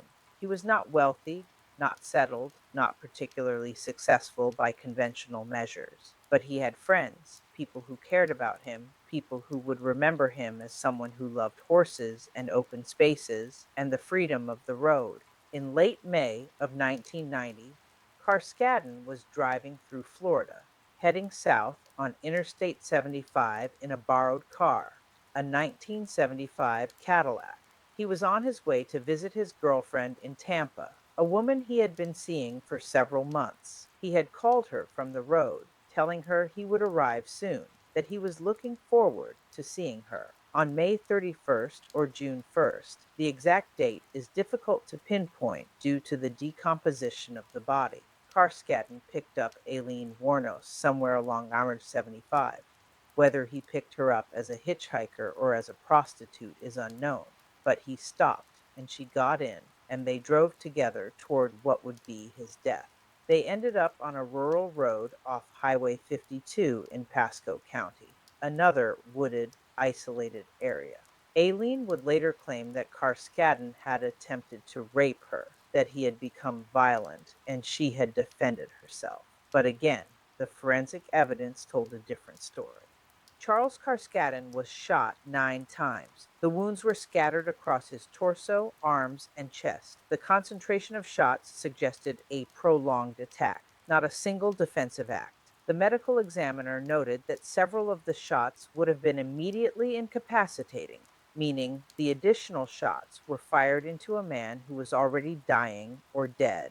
This is a pattern more consistent with rage than self defense. Aileen took Carskadden's money, his identification, and the Cadillac. She drove the car back to Daytona Beach, using it for several days before abandoning it. She and Tyria moved to yet another motel, this one in Ormond Beach, using the money from Carskadden's wallet to pay the rent. Carskadden's body was discovered on June 6, 1990, by two men who were clearing brush on a rural property. The body was partially decomposed, lying in the undergrowth, covered by the natural debris of the forest.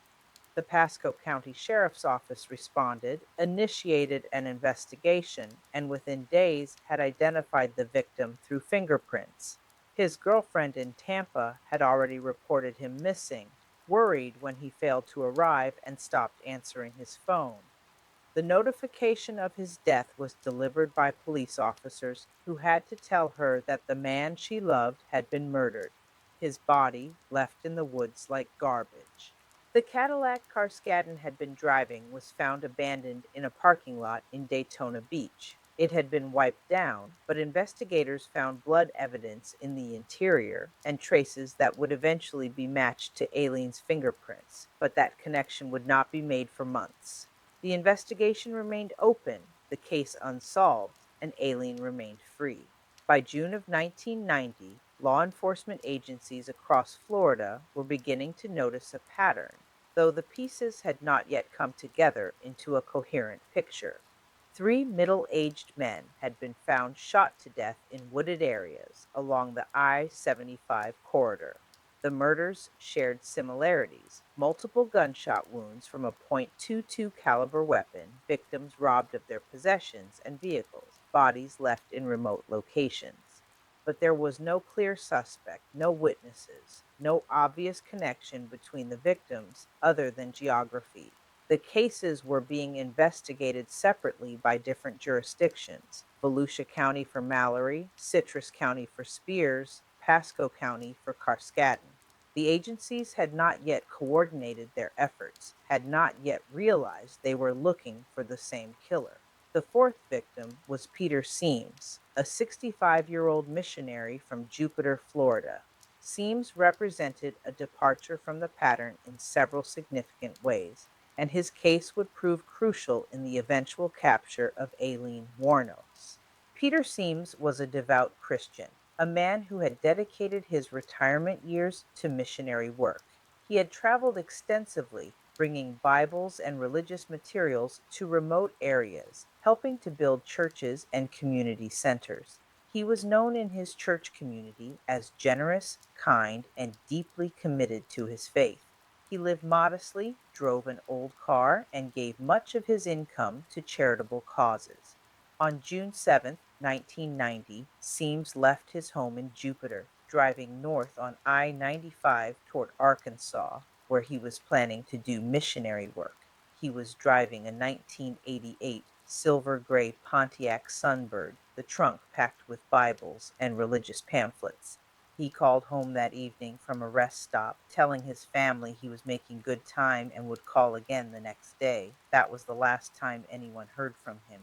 Aileen Wuornos and Tyria Moore encountered Seams somewhere along I 95 in central Florida. The exact circumstances are unclear because Seams's body was never found. Unlike the previous victims, whose bodies were discovered within days or weeks of their deaths, Peter Seams simply vanished.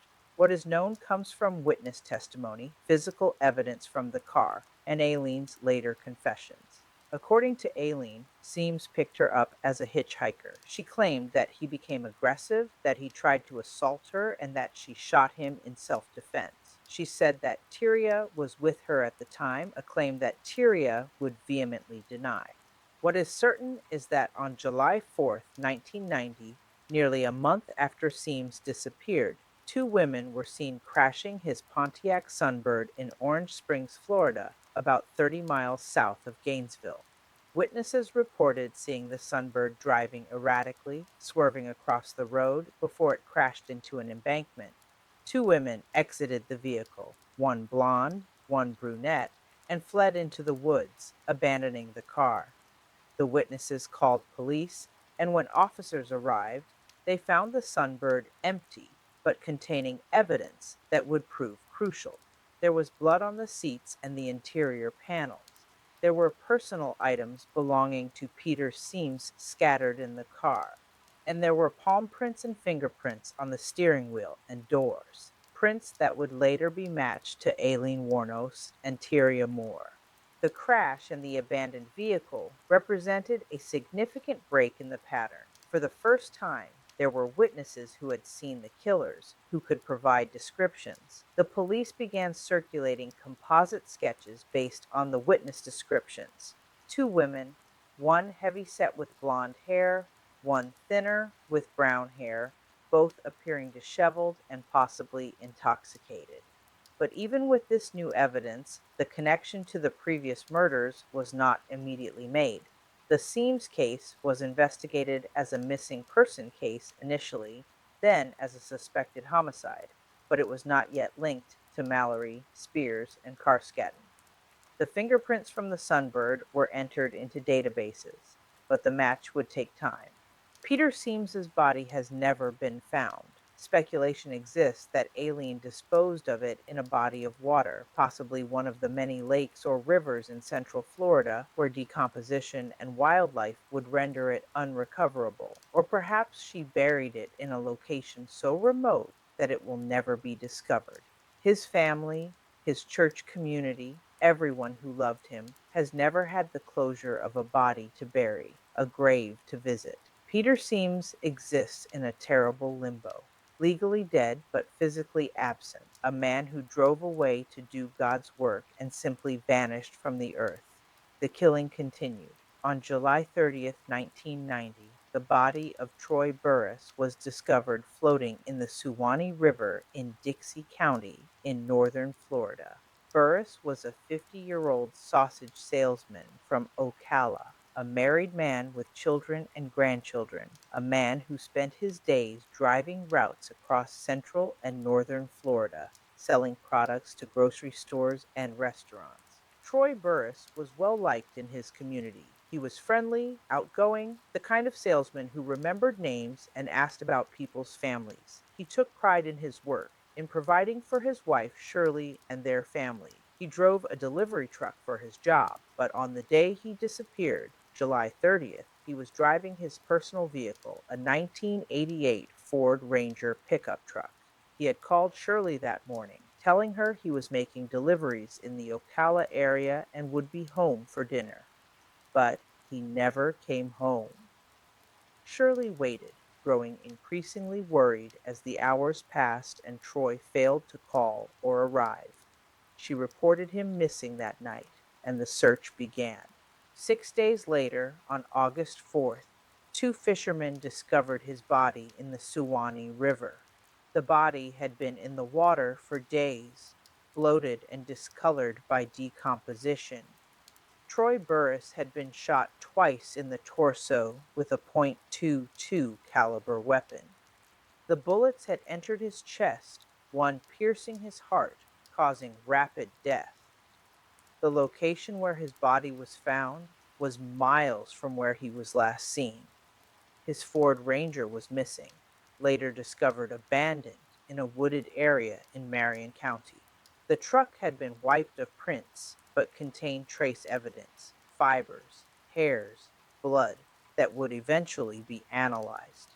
Aileen's account of the Burris killing, provided later during her confessions, was similar to the others. He had picked her up, become aggressive, threatened her, and she had shot him in self defense. But investigators found no evidence of a struggle, no defensive wounds on Burris's body. They found a man who had been shot twice and left to die, his body dumped in a river to hide the crime. Shirley Burris and her family were devastated. Troy had been the center of their lives, a devoted husband and father, a man who worked hard to provide for them. His funeral was held in Ocala, attended by hundreds of people, family, friends, customers who had come to know him over the years. The randomness of his death, the senselessness of it, was almost too much to bear. He had been doing his job, driving the roads he drove every day, and someone had killed him for reasons that made no sense. The investigation into Troy Burris's murder was more robust than the previous cases, in part because his body was found relatively quickly, and in part because the pattern was becoming undeniable. The Marion County Sheriff's Office, working with the Florida Department of Law Enforcement, began to coordinate with other jurisdictions. They compared notes on the unsolved murders, Mallory, Spears, Carskadden, Burris, and the missing person case of Peter Seams. The similarities were stark. Middle-aged men shot multiple times with a .22 caliber weapon, found in wooded or remote areas, their vehicles stolen. The geographic pattern traced a corridor through central Florida, primarily along I-75 and I-95. And now there were the witness descriptions from the Orange Springs crash, two women who had been seen fleeing from Peter Seams's car. A task force was formed, bringing together investigators from multiple agencies, They began to develop a profile of the killer or killers. The evidence suggested a woman or women working together, likely prostitutes given the locations and circumstances of the encounters. The weapon was consistent across the murders, suggesting the same firearm, the same killer.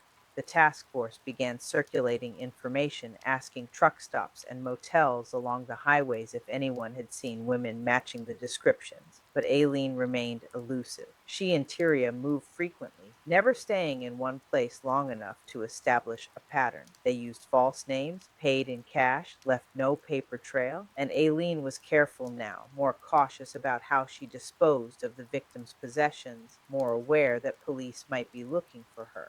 On September 11th, 1990, Charles Richard Humphreys was shot and killed on Interstate 19 in Marion County. Humphreys, known to his friends and family as Dick, was a 56-year-old retired Air Force major, a former police chief, and a child abuse investigator for the Florida Department of Health and Rehabilitative Services. Dick Humphreys was a man dedicated to public service. He had served his country in the military, rising to the rank of major, and had spent years in law enforcement working to keep his community safe. In his retirement, he had taken a job investigating child abuse cases, work that was emotionally demanding, but which he found deeply meaningful. He was married to Shirley Humphreys, and they lived in Ocala. He had children and grandchildren who adored him. On September 11th, Humphreys was driving from Ocala to Orlando for a work related meeting. He was driving his 1988 Chevy pickup truck, a vehicle he had owned for several years. He left home in the late afternoon, telling Shirley he would call when the meeting was over, but the call never came. Aileen Wuornos was working I-75 that day, standing near a rest area, waiting for a potential client. Humphreys stopped. Whether he knew she was a prostitute or simply thought she needed a ride is unknown, but he stopped and she got in and they drove together to a remote location off I-75. Dick Humphreys was shot 7 times. The wounds were concentrated in his head and torso. The medical examiner noted that the first shot had likely been immediately fatal, entering his skull and destroying brain tissue. The additional 6 shots were fired into a man who was already dead or dying, an act of overkill that suggested rage or panic or both. Aileen took his badge, his gun, a .38 caliber service revolver he carried from his law enforcement days, his wallet, and his truck. She drove the truck to a remote area and abandoned it, taking his possessions back to the motel where she and Tyria were staying.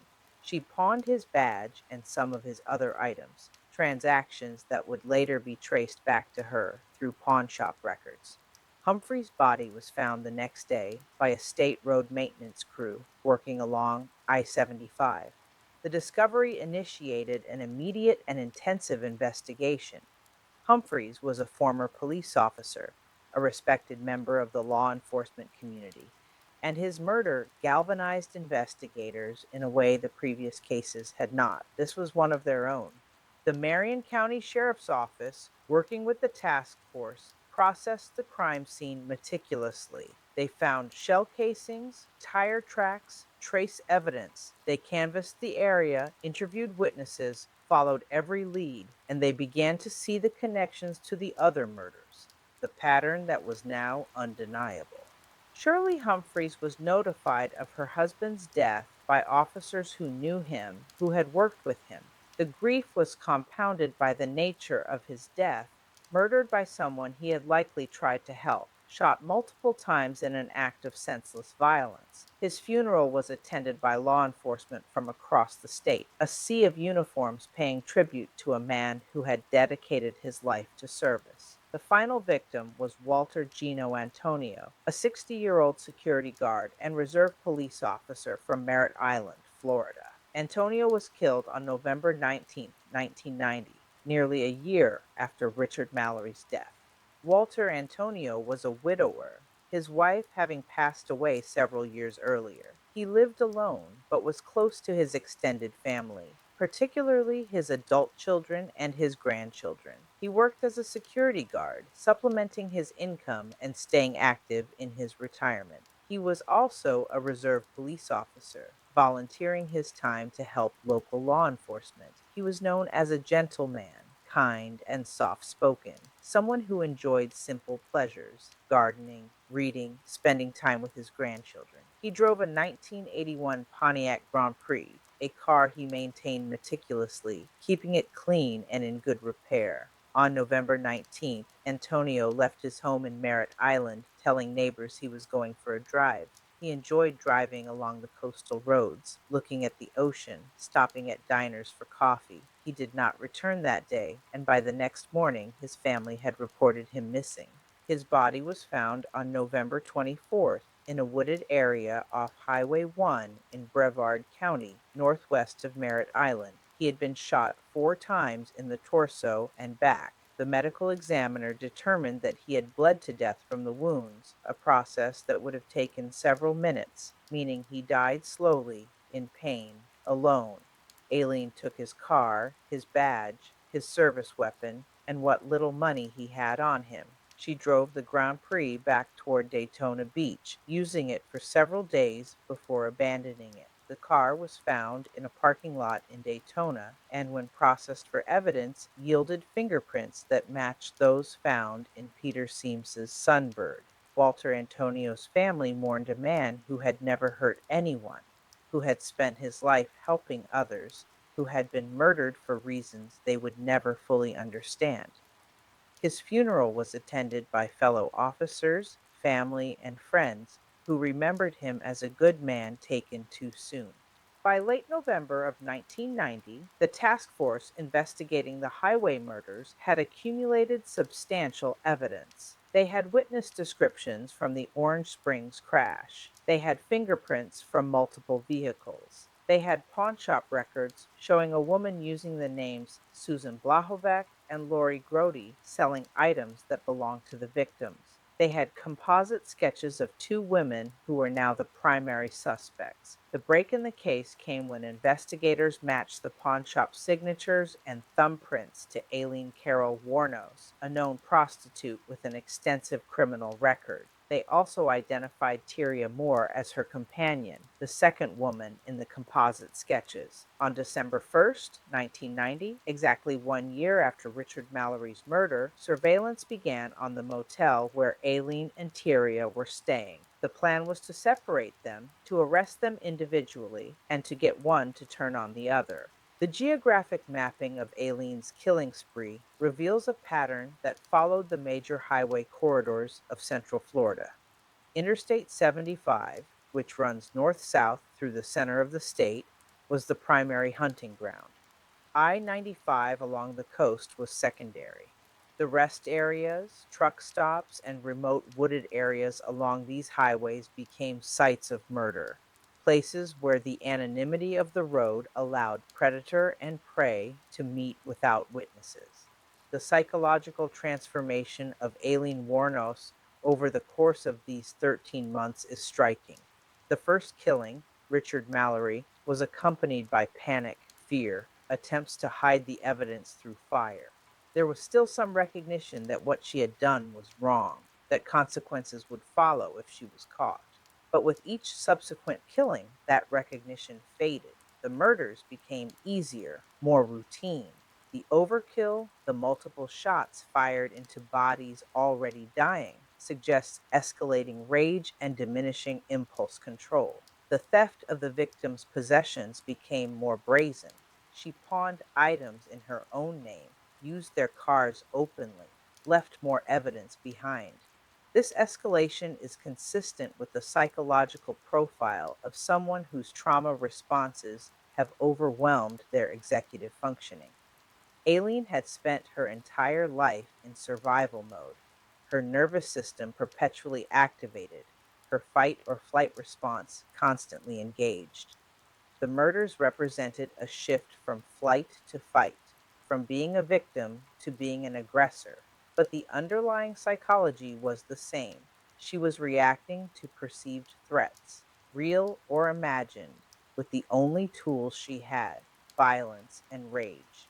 Her relationship with Tyria during this period was complex and troubling. Aileen killed, at least in part, to provide for Tyria, to keep her from leaving, to prove her worth as a partner. The money from the victims paid for their motel rooms, their food, their survival, and Tyria accepted this money, lived off it, whether or not she knew its true source. Tyria would later claim complete ignorance of the murders, insisting that Aileen never told her what she had done, that she believed the money came from prostitution, but the evidence suggests otherwise. Aileen gave Tyria items belonging to the victims: a camera, a flashlight, other personal effects. Tyria had to have known, on some level, that something was wrong, that the money and possessions were coming from somewhere other than consensual sex work. But perhaps Tyria, like so many people in toxic or criminal relationships, practiced willful ignorance. Perhaps she chose not to ask questions, not to look too closely, because knowing the truth would require her to make choices she was not ready to make, to leave, to go to the police, to confront the reality that the woman she loved was a serial killer. The victims of Aileen Wuornos, Richard Mallory, David Spears, Charles Carskadden, Peter Seams, Troy Burris, Dick Humphreys, Walter Antonio were not statistics. They were human beings with families who loved them, with lives that mattered, with futures that were stolen from them. Some, like Dick Humphreys and Walter Antonio, were men dedicated to public service, to helping others.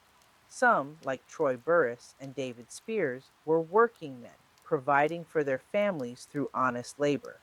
Some, like Charles Carskadden, were drifters and dreamers, living on the margins but still deserving of life and dignity. And one, Peter Seams, was a man of faith, trying to bring light into the world. Richard Mallory's past as a convicted sex offender complicates his story, but does not erase his humanity or justify his murder. He had served his time, lived decades as a free man, built a business, existed in society. Whether he posed a threat to Aileen, whether her claims of self defense had merit, are questions that will never be answered definitively. But even a guilty man deserves due process, deserves a trial, deserves something other than execution on the side of a highway. The families of these men carry their grief still. The wives who lost husbands, the children who lost fathers, the grandchildren who lost the opportunity to know these men. They are the forgotten victims, the collateral damage of Aileen Wuornos's rage and desperation. By early December of 1990, the walls were closing in. The task force had identified Aileen and Tyria. They had evidence linking Aileen to multiple victims. They had witnesses, forensics, a growing pile of proof that would be difficult to refute.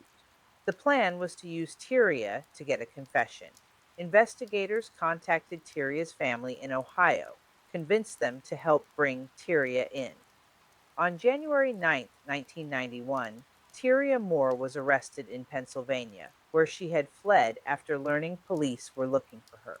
She was brought back to Florida, and over the course of several days, detectives worked on her, convincing her that cooperating was her only option, that Aileen would turn on her if given the chance, that she needed to protect herself.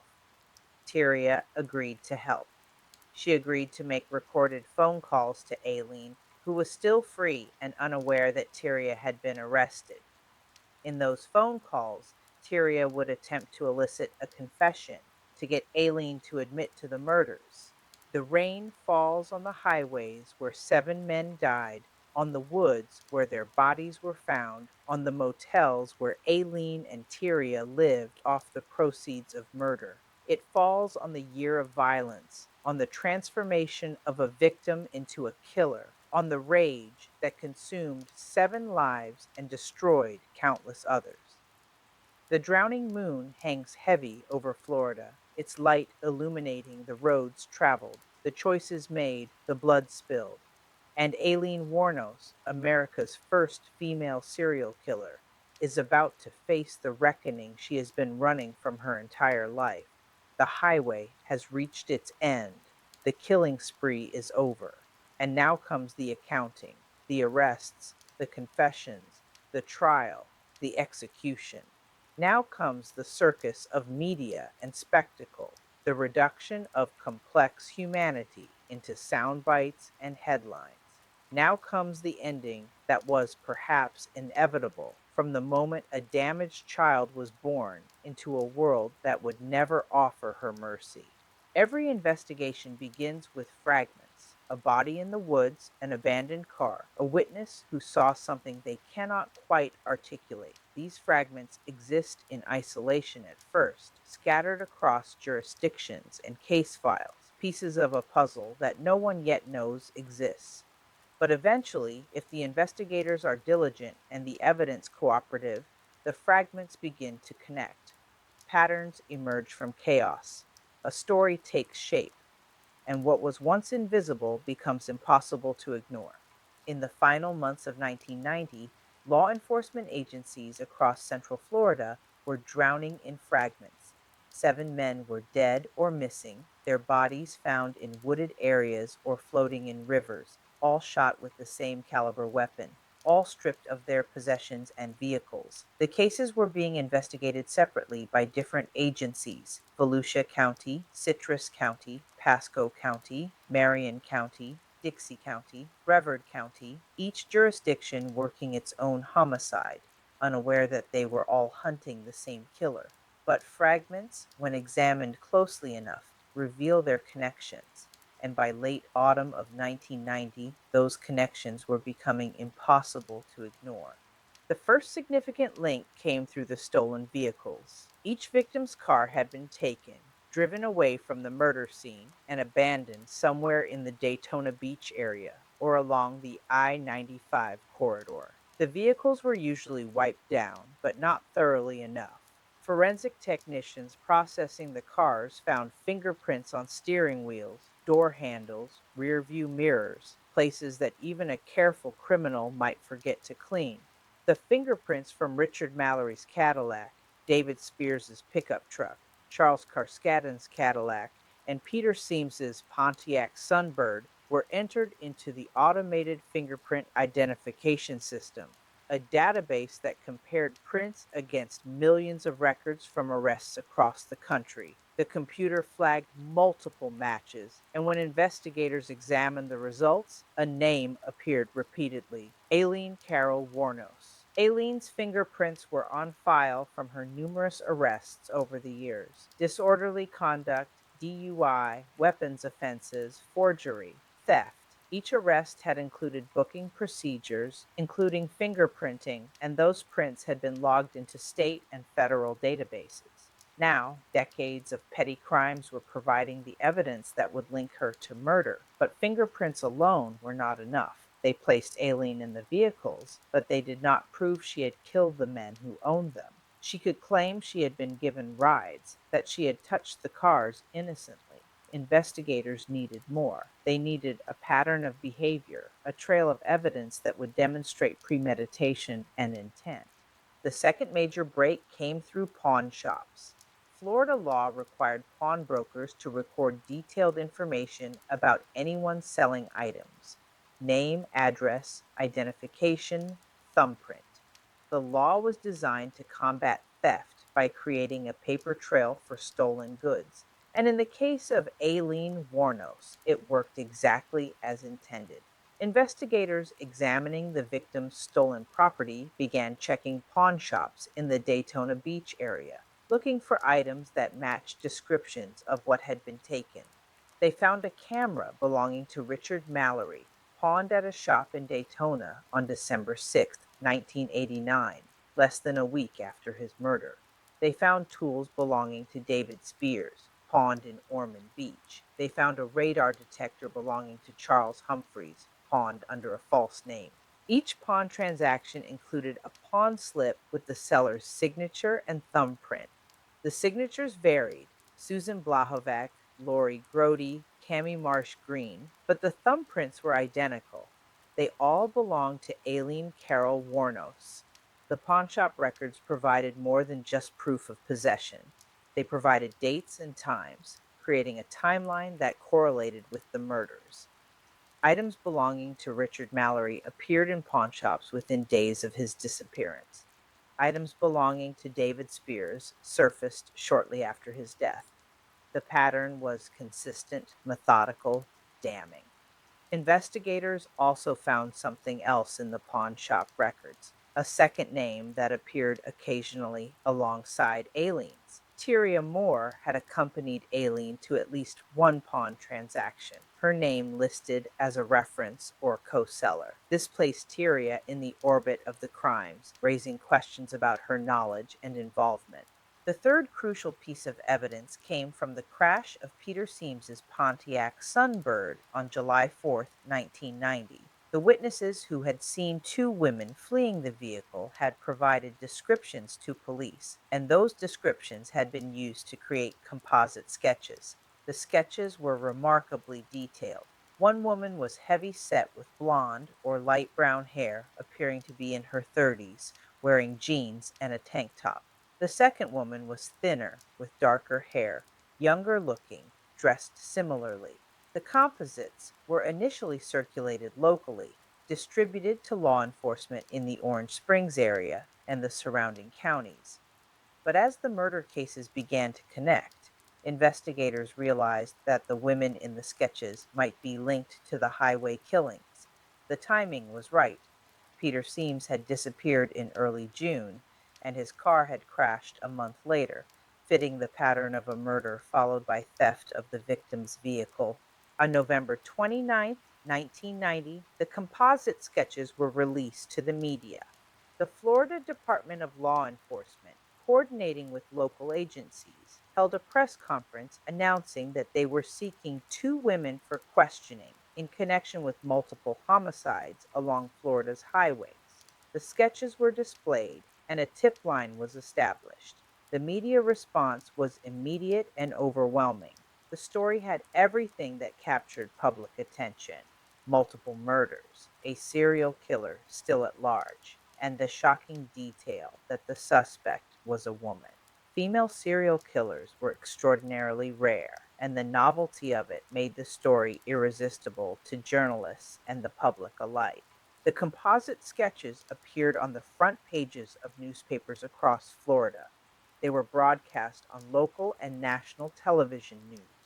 They were posted in truck stops, gas stations, and rest areas along I 75 and I 95. Within hours, the tip line was flooded with calls. Hundreds of people claiming they had seen the women, knew them, had information about them. Most of the tips were useless, the product of paranoia or mistaken identity or the desire for attention. But some were credible. Several callers identified the heavier woman in the sketch as someone they knew from the Daytona Beach area, a prostitute who worked the highways and frequented certain bars. A few callers provided a name: Lee or Aileen. One caller was particularly valuable. A clerk at a pawn shop in Daytona Beach called to report that the woman in the composite sketch looked exactly like someone who had been coming into the shop for months, pawning items and using the names Susan Blahovec and Lori Grody. The clerk provided dates and records, and when investigators cross referenced those records with the fingerprints and thumbprints on file, the match was confirmed. The woman in the sketch, the woman pawning stolen property, and Aileen Carol Wuornos were the same person. By early December of 1990, a multi jurisdictional task force had been formally established. The Marion County Sheriff's Office took the lead, given that two of the victims, Troy Burris and Dick Humphreys, had been killed in their jurisdiction. But the task force included representatives from Volusia, Citrus, Pasco, Dixie, and Brevard counties, along with investigators from the Florida Department of Law Enforcement and FBI behavioral analysts who had been brought in to develop a profile of the killer. The task force met in a conference room at the Marion County Sheriff's Office in Ocala, a space that quickly became the nerve center of the investigation. The walls were covered with maps of Florida, marked with pins indicating where each body had been found, where each vehicle had been abandoned, where pawn transactions had occurred. Photographs of the victims were displayed, a grim reminder of the human cost of the investigation. Timelines were constructed, evidence logs maintained, theories debated. Captain Steve Binagar of the Marion County Sheriff's Office was the lead investigator, a veteran law enforcement officer with decades of experience in homicide investigations. He was methodical, patient, and deeply committed to bringing justice for the victims and their families. Working alongside him were investigator Bruce Munster, Sergeant Brian Jarvis, and a rotating team of detectives and forensic specialists. The task force's first priority was to establish definitively that the murders were connected, that they were dealing with a serial killer rather than separate, unrelated homicides. The ballistics evidence was crucial to this determination. Each victim had been shot with a .22 caliber weapon, and the bullets recovered from the bodies and crime scenes were sent to the Florida Department of Law Enforcement Crime Laboratory for analysis. Forensic ballistics experts examined the bullets under microscopes, looking for rifling marks, the unique striations created when a bullet passes through the barrel of a gun. Every firearm leaves a distinct pattern on the bullets it fires, a ballistic fingerprint that can link multiple crimes to the same weapon. The analysis took weeks, but the results were conclusive. The bullets recovered from Richard Mallory, David Spears, Charles Carskadden, Troy Burris, Dick Humphreys, and Walter Antonio had all been fired from the same gun, a .22 caliber pistol. The rifling marks matched perfectly, the striations aligning with microscopic precision. The task force now had definitive proof that a single killer, using a single weapon, had murdered at least 6 men. The seventh victim, Peter Seams, remained a missing person case. Without a body, without bullets, there was no physical evidence to link his disappearance to the other murders through ballistics. But the circumstantial evidence was strong. His car had been found with the fingerprints of the primary suspect, and the timeline of his disappearance fit the pattern. Investigators were confident that Seams had been murdered, even if his body would never be found. Tire tread evidence provided additional links. Several of the crime scenes had tire tracks in the dirt or sand near where the bodies were found, and forensic technicians had made casts of these impressions. The treads were analyzed and compared, and while they could not definitively identify a specific vehicle, they were consistent with the types of tires used on the victims' stolen cars. This suggested that the killer had driven the victims' vehicles away from the murder scenes, a conclusion that aligned with the fingerprint and eyewitness evidence. Forensic teams also examined the victims' vehicles for trace evidence: hairs, fibers, bodily fluids. They found blonde hairs in Richard Mallory's Cadillac that did not belong to Mallory. They found fibers in David Spears's truck that were consistent with cheap motel bedding. They found blood evidence in multiple vehicles, some belonging to the victims, some unidentified. Each piece of evidence was cataloged, analyzed, and added to the growing case file. The investigation also relied heavily on witness testimony.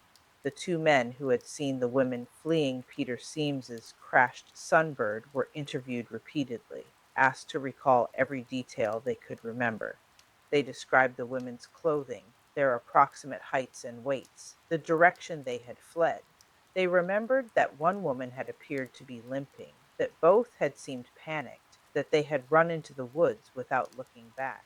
Other witnesses came forward as the composite sketches circulated. A motel clerk in Ormond Beach remembered checking in 2 women who matched the descriptions, women who had stayed for several weeks and paid in cash. A bartender at a Daytona Beach bar recalled serving a heavy-set blonde woman who drank heavily and got into arguments with other patrons. A gas station attendant remembered a woman matching Aileen's description, asking for directions, nervous and jittery. Each witness statement was documented. cross referenced with other evidence, used to build a comprehensive picture of Aileen's movements and activities in the months leading up to and during the killing spree. By mid December, the task force had accumulated enough evidence to obtain arrest warrants. They had fingerprints placing Aileen in the victim's vehicles, pawnshop records showing her selling the victim's property, ballistics linking the murders to a single weapon, and composite sketches that multiple witnesses had identified as Aileen. The case was circumstantial but strong, and prosecutors were confident they could secure convictions, but they still needed to find her. Aileen Wuornos and Tyria Moore were aware, at least on some level, that law enforcement was closing in. They had seen the composite sketches on television and in newspapers. The images were everywhere, plastered on the walls of the very truck stops and bars they frequented, staring back at them from newsstands and TV screens in motel rooms. Aileen's first reaction when she saw the sketches was panic. She and Tyria were sitting in a motel room in Port Orange, just south of Daytona Beach, watching the evening news on a small television with a crackling, unstable picture. The news anchor introduced a segment about the highway murders, and then the sketches filled the screen. "That's us," Aileen said, her voice tight. "Ty, that's fucking us." Tyria leaned forward, staring at the screen. "It doesn't really look like us," she said, though her voice lacked conviction. "Lots of people look like that." "Are you kidding?" Aileen said. "That's my face. That's your face. They know. They fucking know." "Calm down," Tyria said. "Nobody's going to recognize us from a sketch. Those things never look like real people." But Aileen could not calm down. The sketches were crude but recognizable, especially to anyone who had seen them in person. The bartenders, the motel clerks, the men at the truck stops, any of them could call the tip line, could give the police their names, could tell them where to find them. "We need to leave Daytona," Aileen said. "We need to go somewhere else." "Where?" Tyria asked. "We don't have any money." "I'll get money," Aileen said. "I'll work. We just need to get out of here." They left Port Orange the next morning, checking out of the motel before dawn, Aileen driving a car she had recently stolen, heading north on I 95. They did not have a destination, just a vague sense that distance would equal safety. They stopped in St. Augustine, staying in a cheap motel under false names. Aileen used the alias Susan Blahovech, a name she had used so many times it almost felt real. But St. Augustine did not feel safe either. The sketches were there too, posted in gas stations and stores. Aileen became increasingly paranoid, convinced that everyone was looking at her, that the motel clerk had recognized her, that the police were on their way. "We should split up," Tyria said one evening. "They're looking for two women. If we're not together, maybe they won't find us." "No," Aileen said immediately. "We're not splitting up. We stay together." "But Ty—" "I said, no," Aileen snapped. "You're not leaving me. We're in this together." Tyria did not argue, but the suggestion had been planted. She was scared, and her fear was beginning to outweigh her loyalty. She had not signed up for this. She had fallen in love with a troubled woman, a prostitute with a criminal record, but not a serial killer. The realization of what Aileen had done, what she was capable of, was settling into Tyria's consciousness, making her question everything. Aileen, for her part, was also unraveling. The weight of the murders, the fear of being caught, the knowledge that Tyria was pulling away, all of it was crushing her. She drank constantly now, vodka straight from the bottle, trying to silence the voices in her head, the memories of the gunshots and the blood and the men's faces as they died. She also became more reckless.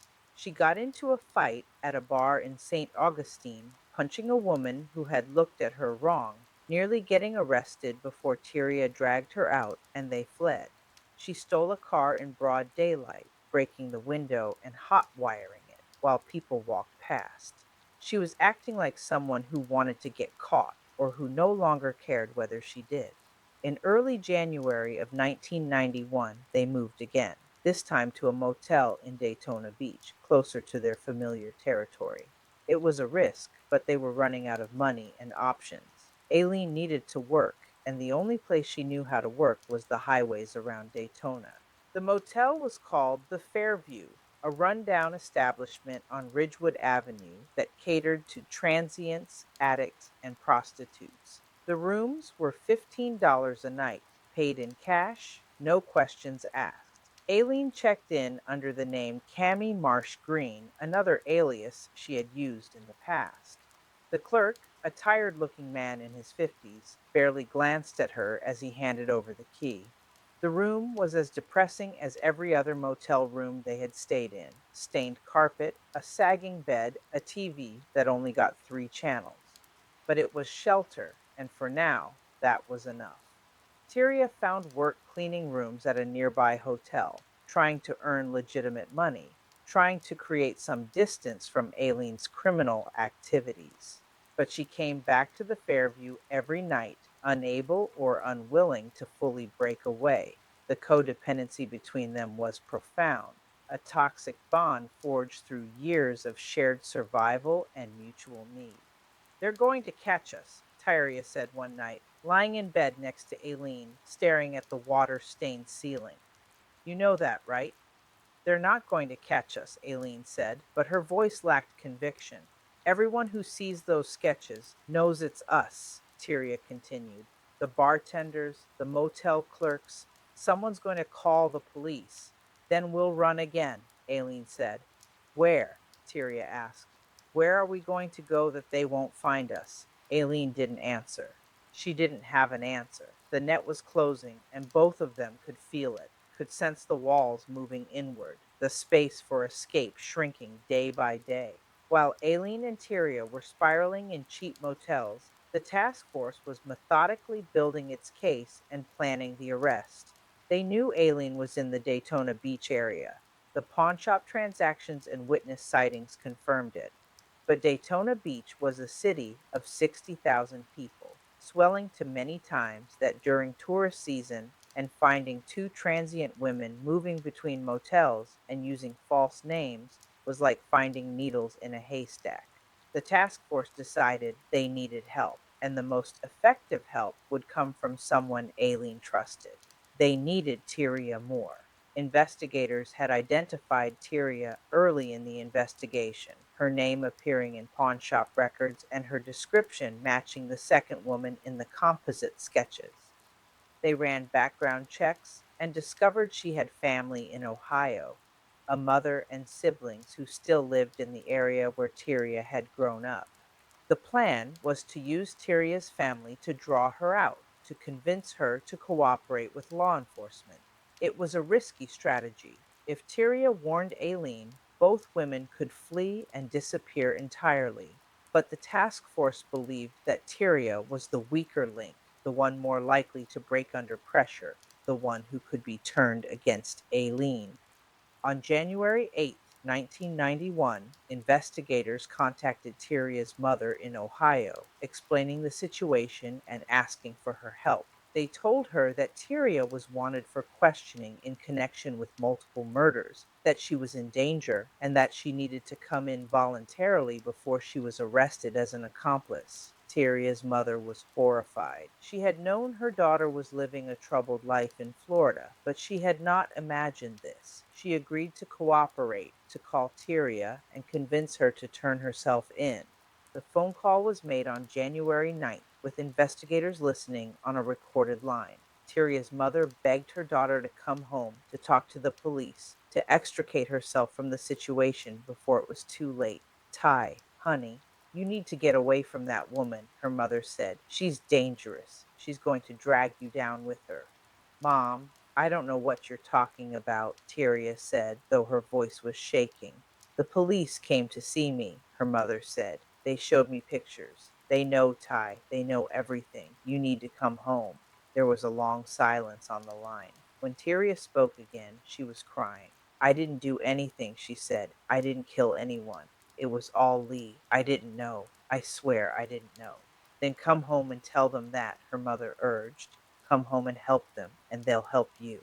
Tyria agreed. She was terrified, trapped between her loyalty to Aileen and her instinct for self preservation. She told her mother she would leave Florida, that she would go to her sister's house in Pennsylvania, and that she would cooperate with police when she got there. On January 10th, 1991, Tyria Moore left the Fairview Motel while Aileen was out working the highway. She took a bus north using the last of the money she had saved, fleeing the state and the life she had been living. She did not tell Aileen she was leaving. She simply disappeared, leaving a note that said she needed some time apart, that she would call soon. When Aileen returned to the motel that night and found Tyria gone, she was devastated. She sat on the edge of the bed, holding the note, reading it over and over, trying to understand. Tyria had left her. The one person she loved, the one person she had killed for, had abandoned her. She drank herself into oblivion that night, sobbing and raging, and finally passing out on the floor of the motel room, the television still on, casting flickering shadows across the walls. On January 14th, 1991, Tyria Moore was taken into custody by Pennsylvania State Police at her sister's home in Pittston. She was not arrested, but she was brought in for questioning. And over the next several hours, investigators from Florida spoke with her, explaining the evidence they had, the seriousness of the charges, and the options available to her. "We know you were there," investigator Bruce Munster said. "We have your fingerprints in the car. We have witnesses who saw you. You're facing accessory to murder charges unless you cooperate." Tyria cried through most of the interrogation. She insisted she had not known about the murders, that Aileen had never told her, that she had believed the money came from prostitution. The investigators did not entirely believe her, but they also recognized that Tyria was not the killer, that she was a secondary figure whose cooperation could be invaluable. They made her an offer: "Help us get a confession from Aileen, and we'll grant you immunity. Refuse, and we'll charge you as an accomplice." Tyria agreed. She was desperate to avoid prison, to distance herself from Aileen and the horror of what had happened. She agreed to make recorded phone calls to Aileen, calls in which she would attempt to elicit a confession or at least statements that could be used as evidence. The plan was set. Tyria would call Aileen, tell her she was worried the police were closing in, and encourage her to confess to protect Tyria from being charged. The calls would be recorded, transcribed, and used in court. But before the calls could be made, Aileen needed to be located and placed under surveillance. The task force knew she was in the Daytona Beach area, but they needed to pin down her exact location without tipping her off that they were watching. The break came from a tip called into the hotline. A bartender at a biker bar called the Last Resort, the same bar where Aileen had met Louis Fell years earlier, called to report that a woman matching the composite sketch had been in the bar the previous night. She had been drunk, belligerent, and had gotten into an argument with another patron. The bartender remembered her because she was a regular, someone he had seen many times over the years. "She goes by Lee," the bartender said. "I think her last name is Wuornos. She's usually here a few nights a week."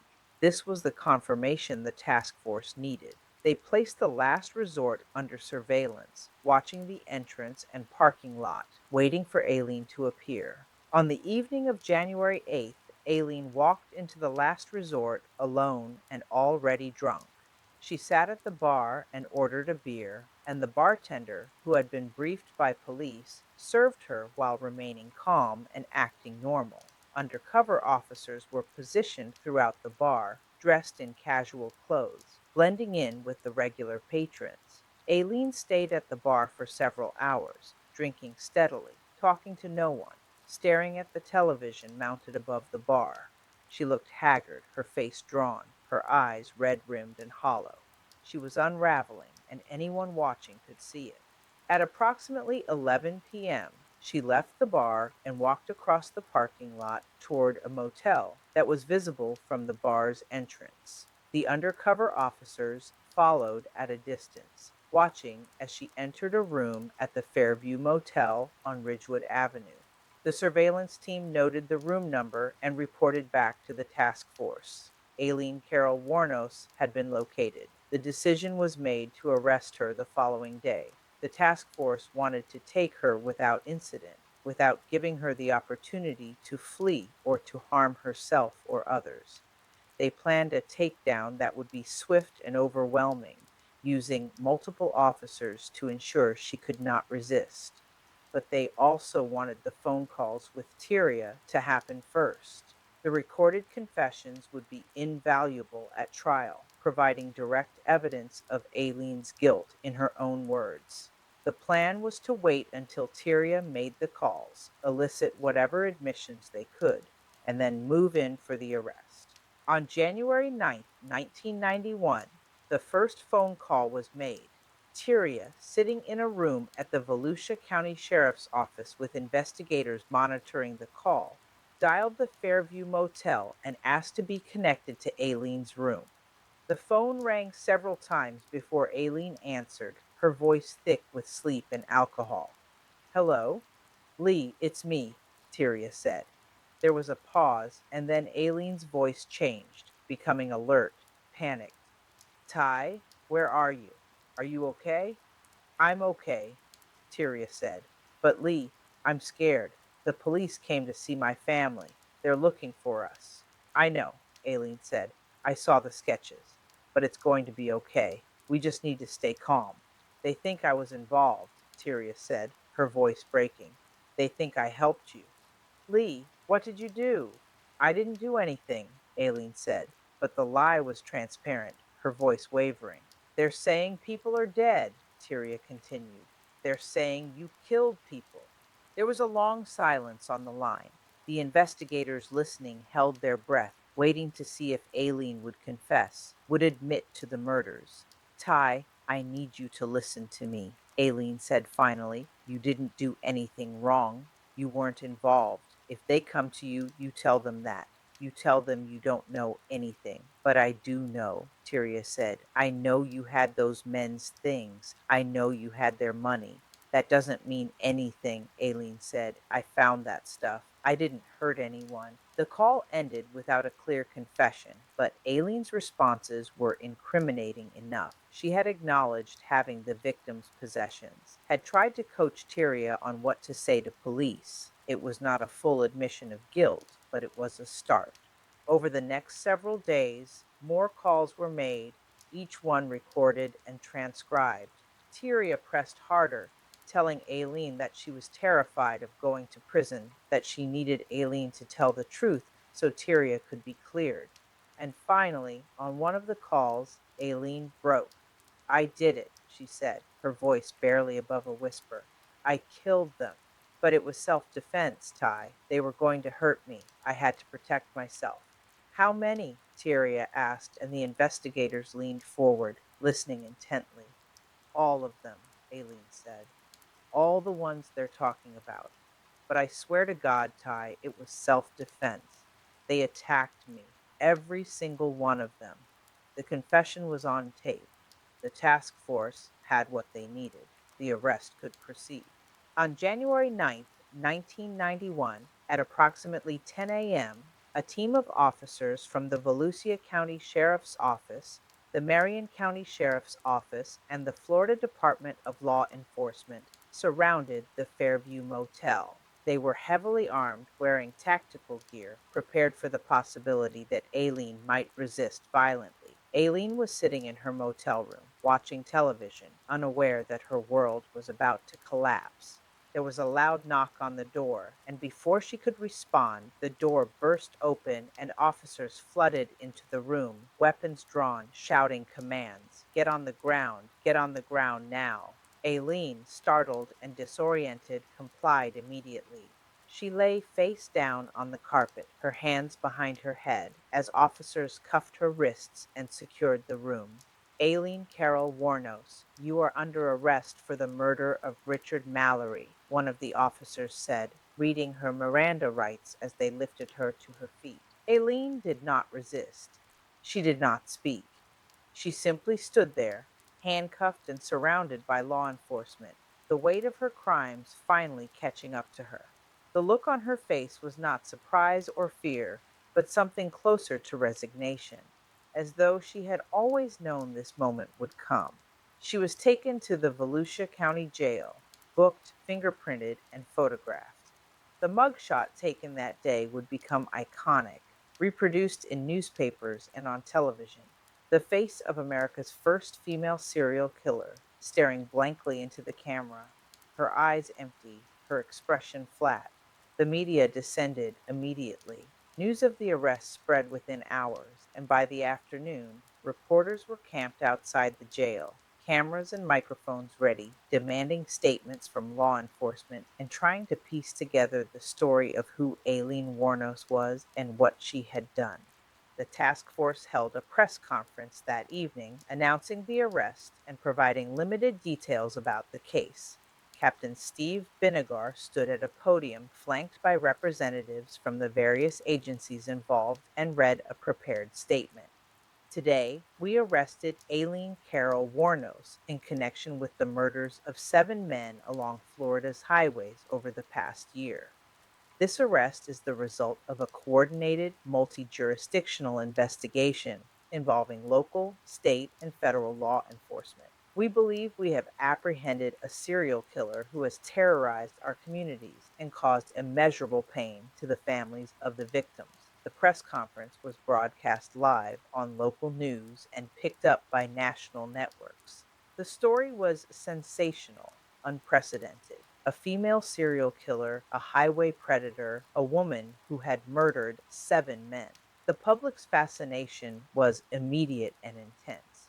Aileen Wuornos, sitting in a cell at the Volusia County Jail, was unaware of the media circus that was forming around her. She was alone, cut off from the world, processing the reality that her life as she had known it was over. She would never be free again. She would spend the rest of her life in a cage, whether that life lasted years or months, and it would end, almost certainly, in an execution chamber. The rain falls on the Fairview Motel, on the room where Aileen was arrested, on the highways she traveled, on the woods where 7 men died. It falls on the evidence rooms where the fragments of her crimes are cataloged, on the task force's conference room where her face stares out from photographs pinned to the wall, on the jail cell where she sits alone, waiting for the next chapter of her story to begin.